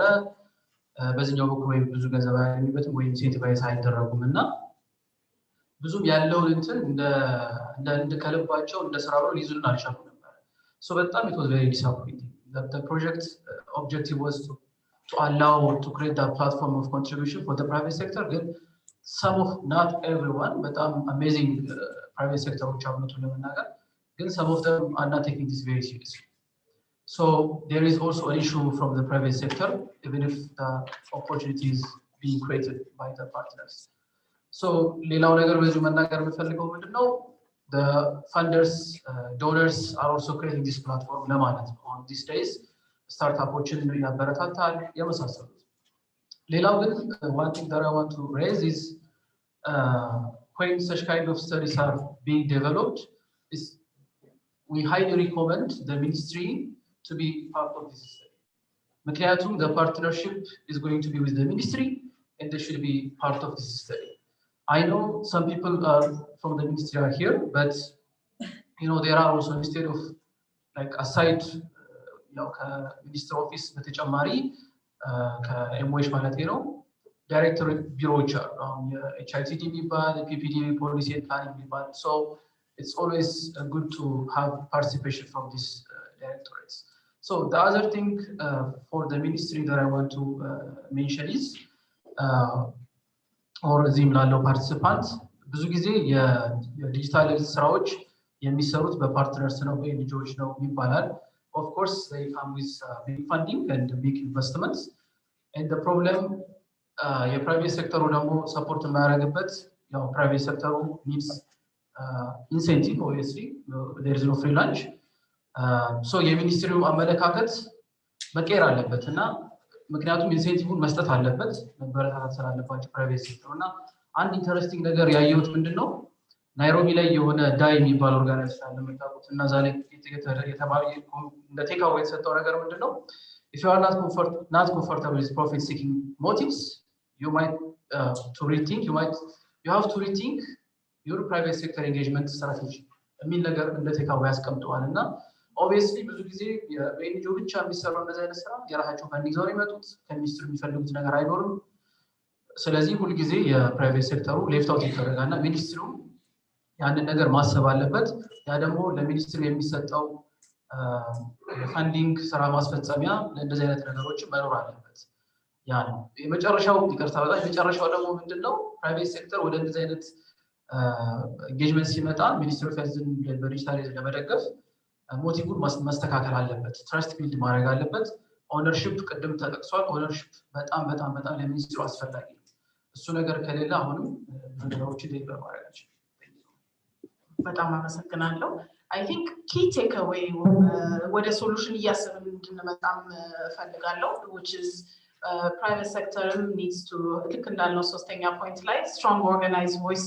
እንዲኖረውና trust build ለማድረግ ወደ governmentም ሆነ ወደ NGO የሚሰራ different investment grants ካለ in a way that's solid trustworthy ራሳቸውን ፖርትሬ ለማድረግ እሱ ብዙ ጊዜ ሌላ ሀገር የሚታይ ነገር ነው as you know I've worked in many countries private sector ትንሽ ነው ገና የadvocacy platform እና trustful relationship with ለማድረግ it takes a lot of time ግን a lot of effort and willingness also on the side of the private sector. So that mistrust and that thinking for profit is a bad thing. Actually, it's a very good thing.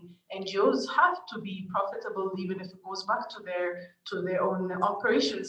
So government, in a way, government full international lead you have to be profitable. There's nothing wrong with the word profit, but it's actually harnessing that profitability to the goods of the national good sector or other priorities. And the private sector engagement, actually, the whole mention of that, Ivory Coast, you won't believe it, leaps and bounds there ahead of us. The private sector, although in healthcare, under the government, steering committee, part and parcel of the planning and actual. Everything that they do, even in digitization and other, it's a full-on implementation project that's been ongoing with, committed. Now there's that trust that's built. So what can we do to build that trust? To build the trust and communication with the private sector, because I don't know to build that trust to public sector. Public sector has to understand it's a lot of work regulating. Regulation is needed. I'm sorry if the market goes, completely any kind of overall SDG achieve Then regulatory functional outcome government and not actually be open and transparent about the information is important. So I'm going to go to the public sector, Dr. Salomon, and I'm going to put him on the spot because we need to hear from you what you think. Please think solution. Like how do we bridge this? How do we make these implementable? Thank you. Thank you so much, Mike. I think I will, I guess, two hearts. I'm also partly one of the people who come up with this idea of, investigating and identifying on those three areas earlier with my engagement and the project was precise. Thank you for inviting me. And I think I was talking with Ms. Anna informally during the tea break that this digitally seems to be so big and so broad that it would be sometimes difficult to comprehend unless we kind of unpack it small by small for people to understand it, because we seem to talk a lot about it, and I'm not sure how many of us are actually clearly understanding what we're talking about. You see, basically what digital health does is it improves health through enhancing technology. That's it. So we're talking about informing the patient. We're talking about improving the service delivery for better patient outcome. We're talking about supply logistics, including pharmaceuticals. We're talking about, e-learning, improving health workforce, diagnostics, treatment. So I think I wish in the study that one of the recommendations, this is a solution, Marek. So one of my recommendations would be going forward, we need to kind of identify barriers at each area of this segments of digital health. So what are our issues when it comes to service delivery? Marcos has tried to touch some of it. Infrastructure. When we talk about digital health, unless we have a very good, for example, connectivity that entirely affects it. We're talking about literacy of the health workforce, whoever is engaged on this. We're talking about a bit of policy framework, how the ministry accepting, or aligning whatever the private sector does with the public. So these are some of the issues. So going forward, as a recommendation, and I wish we would identify each of the digital health aspects, try to identify the barriers, so that it would be much easier to propose solutions. All the recommendation here seems to be very broad. Probably we might have problems when it comes to implementing all of this. So that is what I basically want to talk about. Some of the things are already touched upon, and the ministry for sure has got a lot of interest on this area. For example, telemedicine. We're talking a lot about teleconsultation, telemedicine, about when we start, for example, medical office practice. So from the government side, I assure you that there is huge interest. That for sure I can talk on behalf of the ministry. There is huge interest to tap technology and digital to enhance health. So there are initiatives regarding this. One is, as I mentioned, we've got policy when it comes to telemedicine. There are interested groups in the private sector who actually come up front to the ministry and ask for this, and the government has already allowed them with strategies on how to implement telemedicine in this country. So this is an opportunity. So this is not like, we don't have to talk and saying that government has put some barriers for the private sector not to engage in digital. No. Government is very keen, is very much interested for digitally to take off, but doesn't know how. So here we've got group of people from the private health sector to advise the ministry, show them the ways. They are always ready to learn. That I guarantee you. So moving forward, so part of the recommendation could be let's unpack it so that it will be much easier for people to understand what we exactly are saying. This is what I want to say. Thank you so much. Thank you so much. I think that's concrete. While you're thinking, before you leave this room, I would like you to think, that's exactly what you were thinking, is really unpacking in smaller groups, and anybody who's interested in which parts of the groups to go to really start unpacking how do we do this. It could be digital literacy. Of course, there's an overall policy and strategic roadmap. I think that's being thought of. There's a draft anyways at the ministry level, and how can we make sure the stakeholders are engaged already in the planning. I think we can talk, actually setting up with what's currently ongoing with the digital transformation framework and see which groups can start talking about it. But I think overall, to tell you the truth, we don't want to be the next country with several pilots that have failed, right? So we want to make sure whatever we pick has worked elsewhere. Like you said, telemedicine, what were the lessons from elsewhere? Maybe it would be beneficial, I think, for all stakeholders to have just a database already of lessons elsewhere, what solutions have been implemented, what were the challenges, but also here in terms of capacity, like a platform where people can log on and see, okay, yes, I know so-and-so is doing this, but maybe let me change how I acquire this and customize it to our. So I think there should be groups, and I welcome any kind of insights. There should be a policy sort of planning group, more of a policy lab. I mentioned it, even like mini workshop series, some even on TV televised, or maybe we can create an app. I'm just thinking, what are the ways to get the information out, to get the debate started, and at the same time, when you have everybody around the room, I don't think it should be more than 6 people within each of the pillars we're talking about to really start thinking concretely, okay, this is what we're going to do in this pillar, and then have an overall sort of gathering workshop. I don't know what you think about it. I just want to make sure it's implementable and something people would be willing to be part. So I'm happy if you can jot down. Yes, I'm highly interested to be part of a steering committee group work focused on this. So actually we can actually get back to you and organize small workshops. Anybody else? Oh yeah, okay. So I'll go to and then Pazio.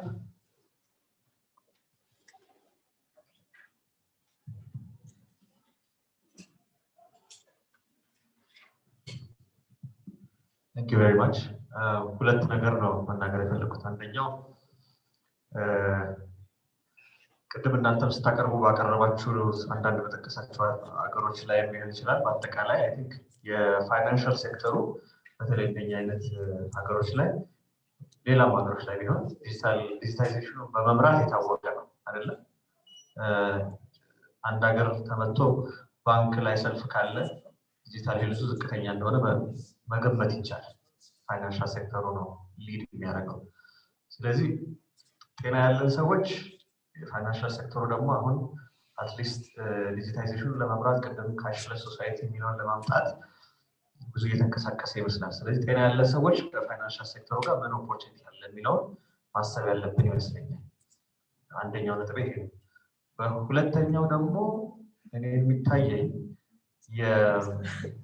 በተለይ አሁን የፕራይቬት ሴክተሩና የመንግስት ሪሌሽንሺፕ ምን ይሁን ሲባል ኢንሴንቲቭ የመንግስት ትልቁ ፓወር አሁን እኔ የሚመስለኝ ምናልባት የምንሳሳተው መንግስትን ኢንፍራስትራክቸሩን ሰርቶ አሰልጥኖ ቁጥጥር ሲያርጎ እንደሚያርግ ኤንቲቲ የምንቆጥረው ከሆነ መንግስትም የራሱን አቅም ሳያቅ ይቀራል።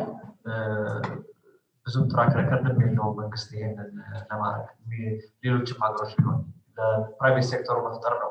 መንግስት ያለው ፓወር ኢንሴንቲቭ እና ዲስኢንሴንቲቭን መፍጠር ግን ይችላል በፖሊሲ ተጠቅሞ። ቅድም አሁን ዘላለም ሲያወራ ብዙ ፖሊሲዎች አሉ ግን የትም አይኬድም የሚባለው እነዛ ፖሊሲዎች ጥርስ ቢኖራቸው ግን ምን አድቮኬት እናድርግ የሚለውን ማድረግ ይቻላል። እና አንደኛው ለምሳሌ አውትካም የዚህ ብዬ መሆን ያለበት ብዬ ማስበው የእናንተም ሪፖርት ኢንሴንቲቮቹ እና ዲስኢንሴንቲቮቹ ምንድን ናቸው? አሁን ፕራይቬት ሴክተሩ አሁን ቅድም ዘላለም ነግሮናል።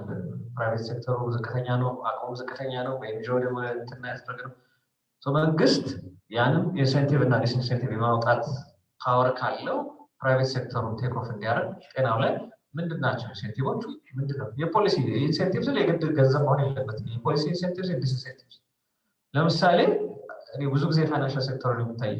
ለምሳሌ እዚህ ባንክ ብራንች ተሰልፌ ሳወጣ ፊ ተብዬ 1 ብር የሚያስከፍለኝ ከሆነ ዲስ ፖሊሲ ቁጭ ብዬ የግድ በስልኬ መስራት ጀምራለሁ ማለት ነው። ይሄ አሁን ኢንሴንቲቭ ሰጥቶኛል፣ ዲስኢንሴንቲቭም አለብኝ ማለት ነው። አሁን ሄልዝ ሴክተሩ ላይ ፕራይቬት ሴክተሩ ይዞት ይሄድ ከተባለ መንግስት ዶስ ኢንሴንቲቭስ እና ዲስኢንሴንቲቭስ በእጁ ስለሆኑ እነዛ ያ የሚወጣው ፖሊሲ ጥርስ እንዲኖረው ማለት ነው። ወደ ህግ ወደሚያበረታታ ወይም የማንፈልጋቸው ነገሮች ደግሞ ወደማያበረታታ እንዲሆን እነሱ ዲስኢንሴንቲቭስ እና ኢንሴንቲቭስ ምንድን ናቸው ተብሎ ከተዘረዘሩ በኋላ ቅድም ያነሳሽው አድቮኬሲ ግሩፕ እነዚህ ፕራይቬት ሴክተሩ ለጤና ጥበቃ የሚሆን ለመንግስት ይሄን ኢንሴንቲቭ ምክንያቱም 60 ሚሊዮን ሞባይል ሰብስክራይበርስ አሉ። ከነዛ 60 ሚሊዮን ሞባይል ሰብስክራይበርስ 32 ሚሊዮን ስማርትፎን አላቸው ተብሎናል። ቴሌኮሙኒኬሽን ነው። አሁን ፕራይቬት ሴክተሩ እነዛን ታፕ ማድረግ እነዚህ 30 ሚሊዮን ሰዎች ከነዛ ገንዘብ ማግኘት አይፈልግም ወይ? በሄልዝም በሌላም ሴክተር እነዛ ለማድረግ ዋት ኢዝ ዘ ኢንሴንቲቭ? መንግስት ቁጭ ብሎ ምን አይነት ኢንሴንቲቭ ሊሰጥ ይችላል? ምን አይነት ዲስኢንሴንቲቭ ሊሰጥ ይችላል? ይሄንን ከዚህ መማር ያስፈልገናል። አሁን we have 7 ሚሊዮን ፌስቡክ ዩዘርስ ኢትዮጵያ ውስጥ ማንም ያሰልጣኙ ስልጠና አልሰጠም ፌስቡክ ለማስፋፋት ግን ኢንሴንቲቭ ነበረው። ፌስቡክ አካውንት ቢኖረኝ ኢንሴንቲቭ አለ። ያ ኢንሴንቲቭ ድራይቭ አድርጎ ምንም ያልሰለጠኑ 7 ሚሊዮን ፌስቡክን አቀላጥፈው የሚጠቀሙ ሰዎች አሉ። እንደዚህ አይነት ኢንሴንቲቮች እና ዲስኢንሴንቲቮች በመንግስትም ቁጥጥር ያሉ ኢንሴንቲቮች አሉ። ከዛም ውጭ እነሱን አይደንቲፋይ ብናደርግ ጥሩ ሬኮሜንዴሽን ነው። በጣም ናይስ ፖይንትስ ላይክ እና እሱንም ብናስብ ፕሊዝ ጆት ዳውን የምናንች መጥቼ ወደ ፓዚዮን ልምጣ or would you like okay so ፓዚዮን and then yeah we'll come back to you Facebook incentive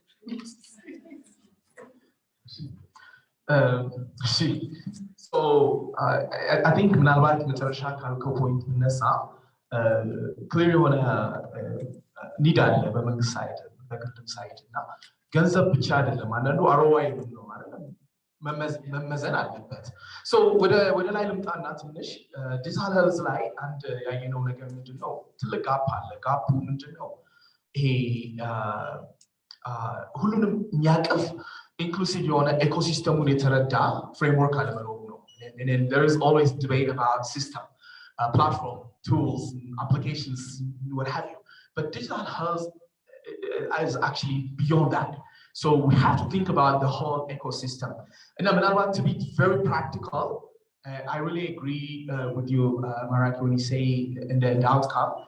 I think we should have we should build a body of doers, small teams, sub-teams that really focus on several areas. For example, a holistic approach to your policy na governance like የሚያተኩር team ያስፈልጋል።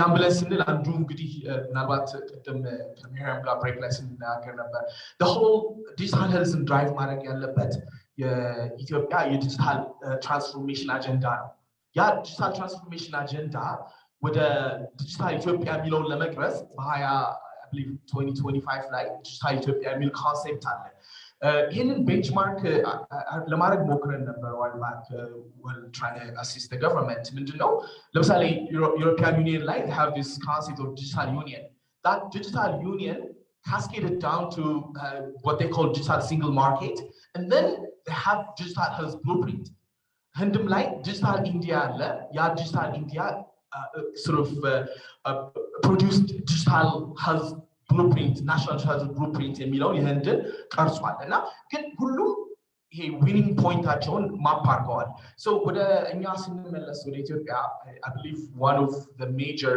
benefit of having digital transformation as a theme in the ሀገር እና ወደ ሄልዙን ካስኬድ አድርጎ ሲመጣ ሴክቶራሊ ትልቅ opportunity leverage ማድረግ ይቻላል guidance ላይ leveraging infrastructure digital ID on digital ID health ብቻውን implement የሚያደርገው አይደለም for example we build platforms we always leave room for national ID if there is a national ID any system that's been built has to be automatically integrated with that concept with affordability infrastructure burden and access to capital security data security ራሱን የቻለ security framework አለው HIPAA law there are governing principles አለው ግን ምንድነው በሀገር ደረጃ አዳፕት ከተደረገ and I agree with you fintech is more advanced it's because of the stakeholders and their ability to actually closely work with national bank and what have you so and not direct and indirect stakeholder የሚባሉትን ማፕ ማድረግ ያስፈልጋል so now we should have a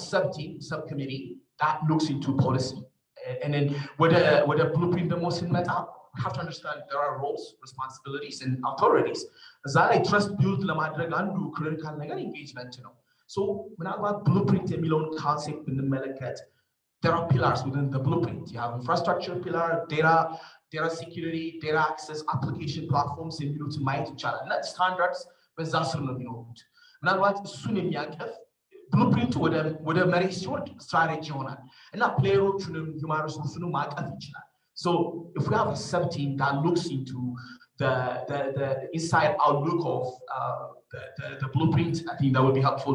Later, private sector and public, as you know, NGO plus in the Malakat.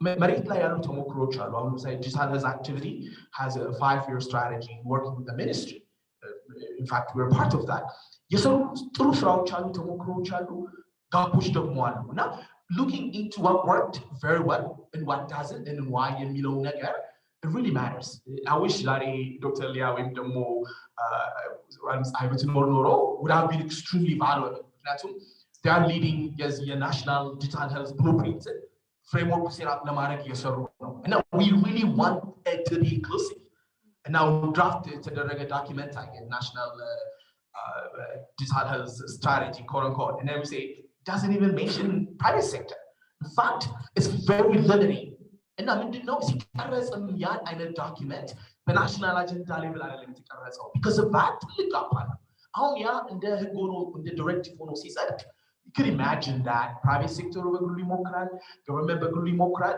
then we don't have holistic approach የለንም በሀገር ደረጃ ስለዚህ we cannot leverage each other's strengths to actually advance the health sector so finally we have to differentiate a product people process የሚለው ነገር ላይ ሲመጣ and not look at the outcome. Let's have sub-teams. Now, most of the conversation would fit into the different pillars that we're imagining.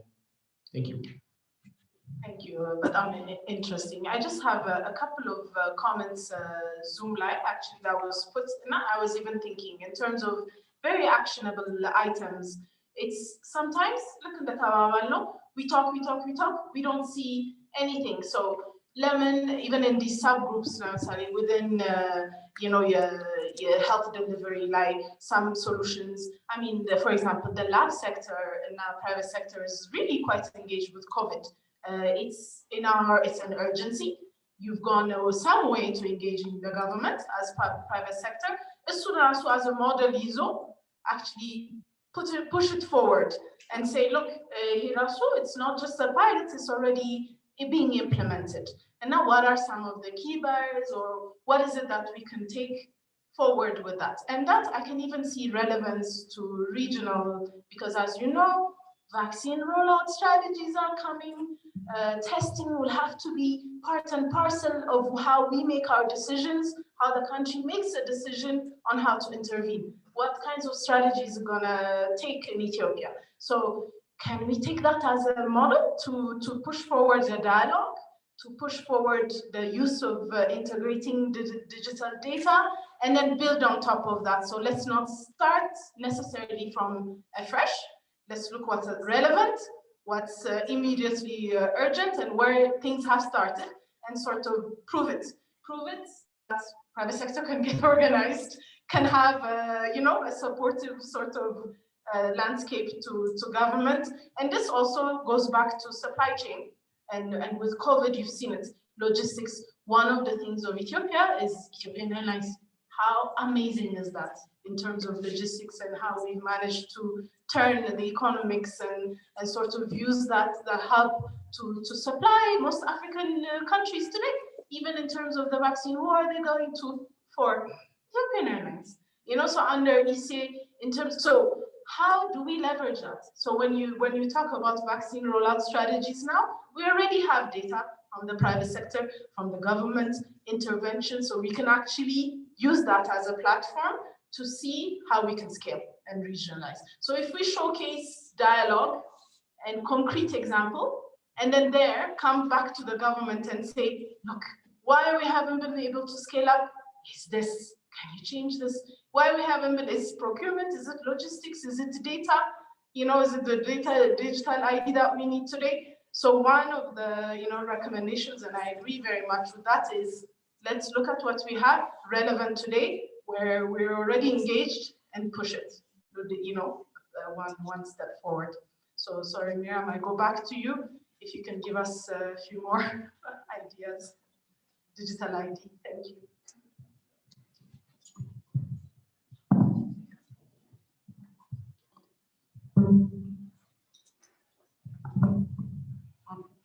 Thank you. Already ብዙ ነገር ተብሏል. So it would just be reiterating አንዳንድ ነገሮችና maybe emphasizing on certain aspects.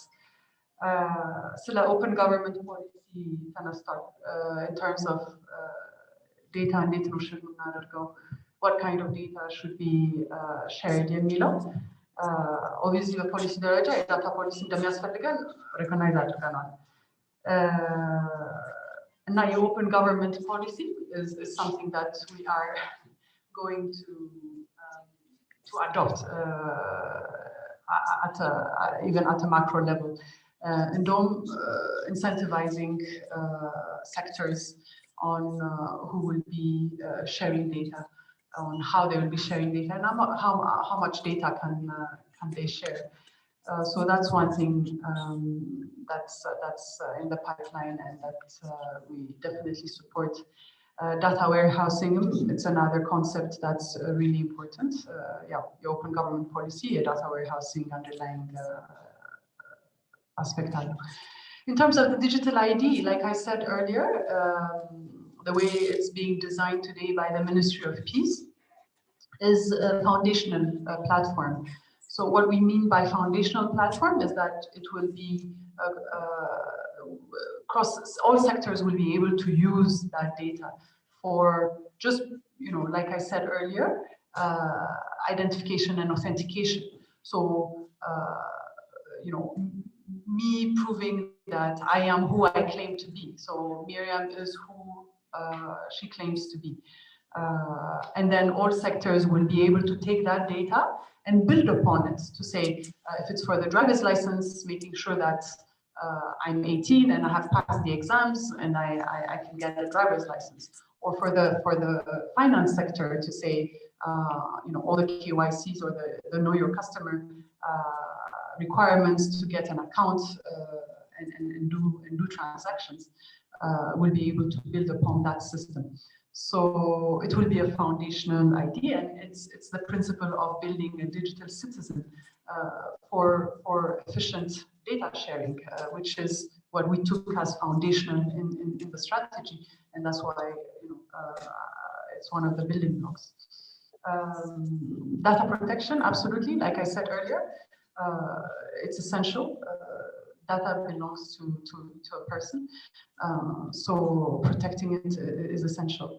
To that point, we already have data protection proclamation that has been drafted. It has gone through several stakeholder consultations, and it's now at the Attorney General to be tabled to Council of Ministers. So that's in the making. I want to come back to a comment that was done on digital health in the West, and that digital health, even in the West, is at 50%. It is at 50% because they don't need it. They have systems and infrastructures that are supporting them. We, in the country, need to bridge those gaps. So actually, we should be leading in digital health because of our lack of systems and infrastructure. And that's why digital health is so important. Now, the definition of digital health, I think Maraki also raised it. We all have a definition of digital health, but to the point of getting concrete and to the ground is, what is it that we want to address? The ministry has clear objectives, and those objectives should be deep dived into and say, how can digital enable those objectives? How can we attain those objectives more efficiently, more rapidly? How can we attain health for all? And also coming back to the human-centered design approach, putting really the customer at the center. It would have been great to have patients today here that have a story to tell.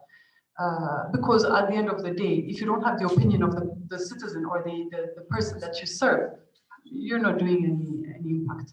So having their insights into everything we design, and particularly around digital.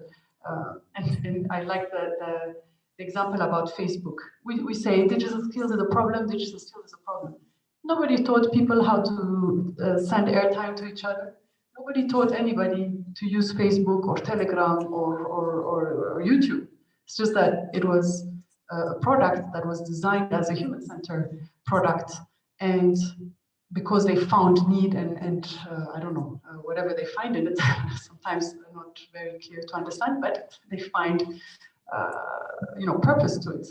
So the point here is health should not have any problems in digital skills. In fact, people, I think, will adopt it very quickly because it's their health. That's the question. So that for me should not be a challenge.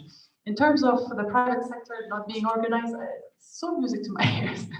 I used to be on the other side too. I used to be in the private sector, and I was the first one complaining about how our policies were so strict. And so now we suddenly have a government that has liberalized a lot of things. We've done reforms in the last 2 years that are unprecedented. I think now the private sector needs to adapt to it. We're for the first time saying we're private sector led. We're not government led anymore. And that's the big reform of this government. And so I think the private sector need to get their heads around to say, okay, now what are we doing? We don't have nothing to complain anymore. Maybe there still are, but there's less to complain about. How do we reorganize ourselves and actually support initiatives, support national priorities? contribute to national priorities. And I'm glad to hear from the sector that says they're very open to it, which is fantastic. So that the trust, yes, it doesn't happen overnight, but that trust will eventually be built as we transform mindsets. Yeah, I think I've covered what I wanted to say. Maybe on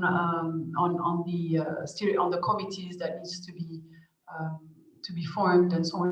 Sometimes there is committee fatigues as well, and a lot of us are in a lot of committees, and I think what would be really great is to really deep dive into objectives that the Ministry of Health has set, and say, okay, what are what's the highest in their priorities? What would have a great impact? And let's deep dive into that. And for developers, have open platforms or like a portal, like a GitHub type of thing, where everybody can contribute and say, okay, we already have this. This is where we are having a challenge. Maybe people are going to pitch in, and we probably collectively have find solutions to particular problems. And ultimately, everybody can benefit from it. You were saying profit is not ወንጀል አይደለም. Of course, ወንጀል አይደለም. Sustainability የሚመጣው profit ካለ ነው. So, we all know that sustainability is absolutely important. And with a prosperous society, የምንሄደው profitability ከታየ ነው. So this is definitely encouraged. I think I've covered what I wanted to say around the points that were raised. Thank you for having me. Thank you, Badam, for being here. It helps us, understand the views and bridge. And I really do agree. I mean, we're almost running out of time. Maybe a few people will have a few minutes to say closing remarks and on solutions again. I think we mentioned, let's pick a priority issue where there's been significant progress, such as the COVID data, and thinking that's going to have a quick impact. Like you're right, it doesn't have to be the traditional steering committee. Every week we sit, and maybe we can think of a nice digital way of doing it, like you said. And I still go back to the ECA platform, and I say that because under that, what happened is the Zimbabwean Strive Masiwa literally developed a platform within 2 weeks. Within 2 weeks, he gave the platform, and behind the coders were youth, women-led entrepreneurs that he put together. They developed the app, the platform, and sort of now are managing it under the ECA and the AU. And just to say, sometimes there are incentives that are needed to private sector, just purely because they suffer economically as much as the public sector, especially now with COVID. Like you said, purchasing some apps, knowing all of that is additional costs that sometimes deters them from contributing the right way in a national. So what are some of the incentives we can give for that efficiency to come and integrate within public sector functioning? So that platform, and I want to say it because it's amazing. So, governments can go in, they can have even for the vaccine now. Governments across all African countries can now access the platform, order vaccines to be registered, and they've identified Ethiopian Airlines and a few African airlines to leapfrog that. They want private sector to come in many other ways, so that regionally they contribute to trade and also within COVID and health. So, I mean, and that's a platform, there's a chat area there where you can ask what's been other softwares that have been used and so forth. So maybe we can create a platform like that to start with, where we share information, know who's doing what are the good lessons. And then the steering committees could be small, online, engagements but where data is actually captured. I'm just proposing, I'm really welcome hearing from you, but there has to be some face-to-face sort of clear, around policies, around health delivery, around digital literacy, making sure the patients are on board. We know what's needed. I mean, but I'm talking even from the banking apps, by the way. So even my mother, they all are, how do we use this, the commercial app, you know? So it's really, it seems simple, the simplest, but a majority still have problems using it. So how do we, you know, go from that human-centered design, make sure the users, so that could be a group by itself, and then it could be led by already existing entities like which have an incubation hub, that could be Dr. Navies or Orbits, whatever it is, to make sure we have those types of design and workflow. Amrat's mentioned workflow, especially in healthcare. There is nobody that looks at the systems, right? But unless you understand what the workflow is today, you don't know where the gaps are. So it doesn't matter having an app for telemedicine if you don't know exactly which specialist is missing and how are they going to access. You know, you need to have that workflow, which is a system and organizational capacity. So maybe we start there. So there's a couple of pillars. I think we need to concretely, please jot down. I know in the interest of time, it's very difficult, but we'll reach out to each and one of you to make sure we create that platform that's needed to move this forward. I mean, precise, Enoch, anybody that wants to say final words, please do.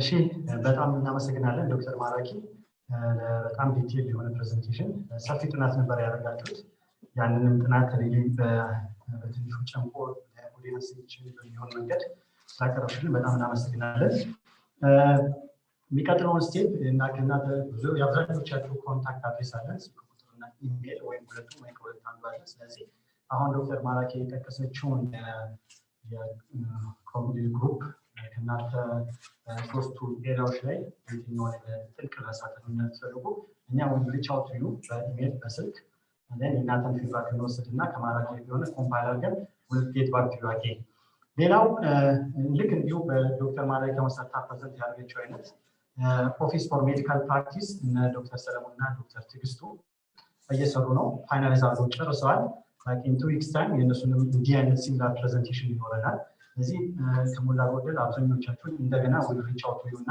በተመሳሳይ መድረክ እንገናኛለን በሌላ ቴማቲክ ኤሪያ ማለት ነው ስለመጣችሁ በጣም እናመሰግናለን በየቴብላችሁ ላይ የሚል ኩፖን አለ የምሳ ፕሮግራም አለ ሊስት ኤግዛክት ሚል ኩፖን እና ታች ሄደን የምሳ ፕሮግራም ይኖረናል እዛም ውስጥ እንተዋወቅበትና ፈርዘን እንወያይበት ሁኔታ ይሆናል ስለመጣችሁ እናመሰግናለን መልካም ጊዜ መልካም ምሳ ደህና ሁኑ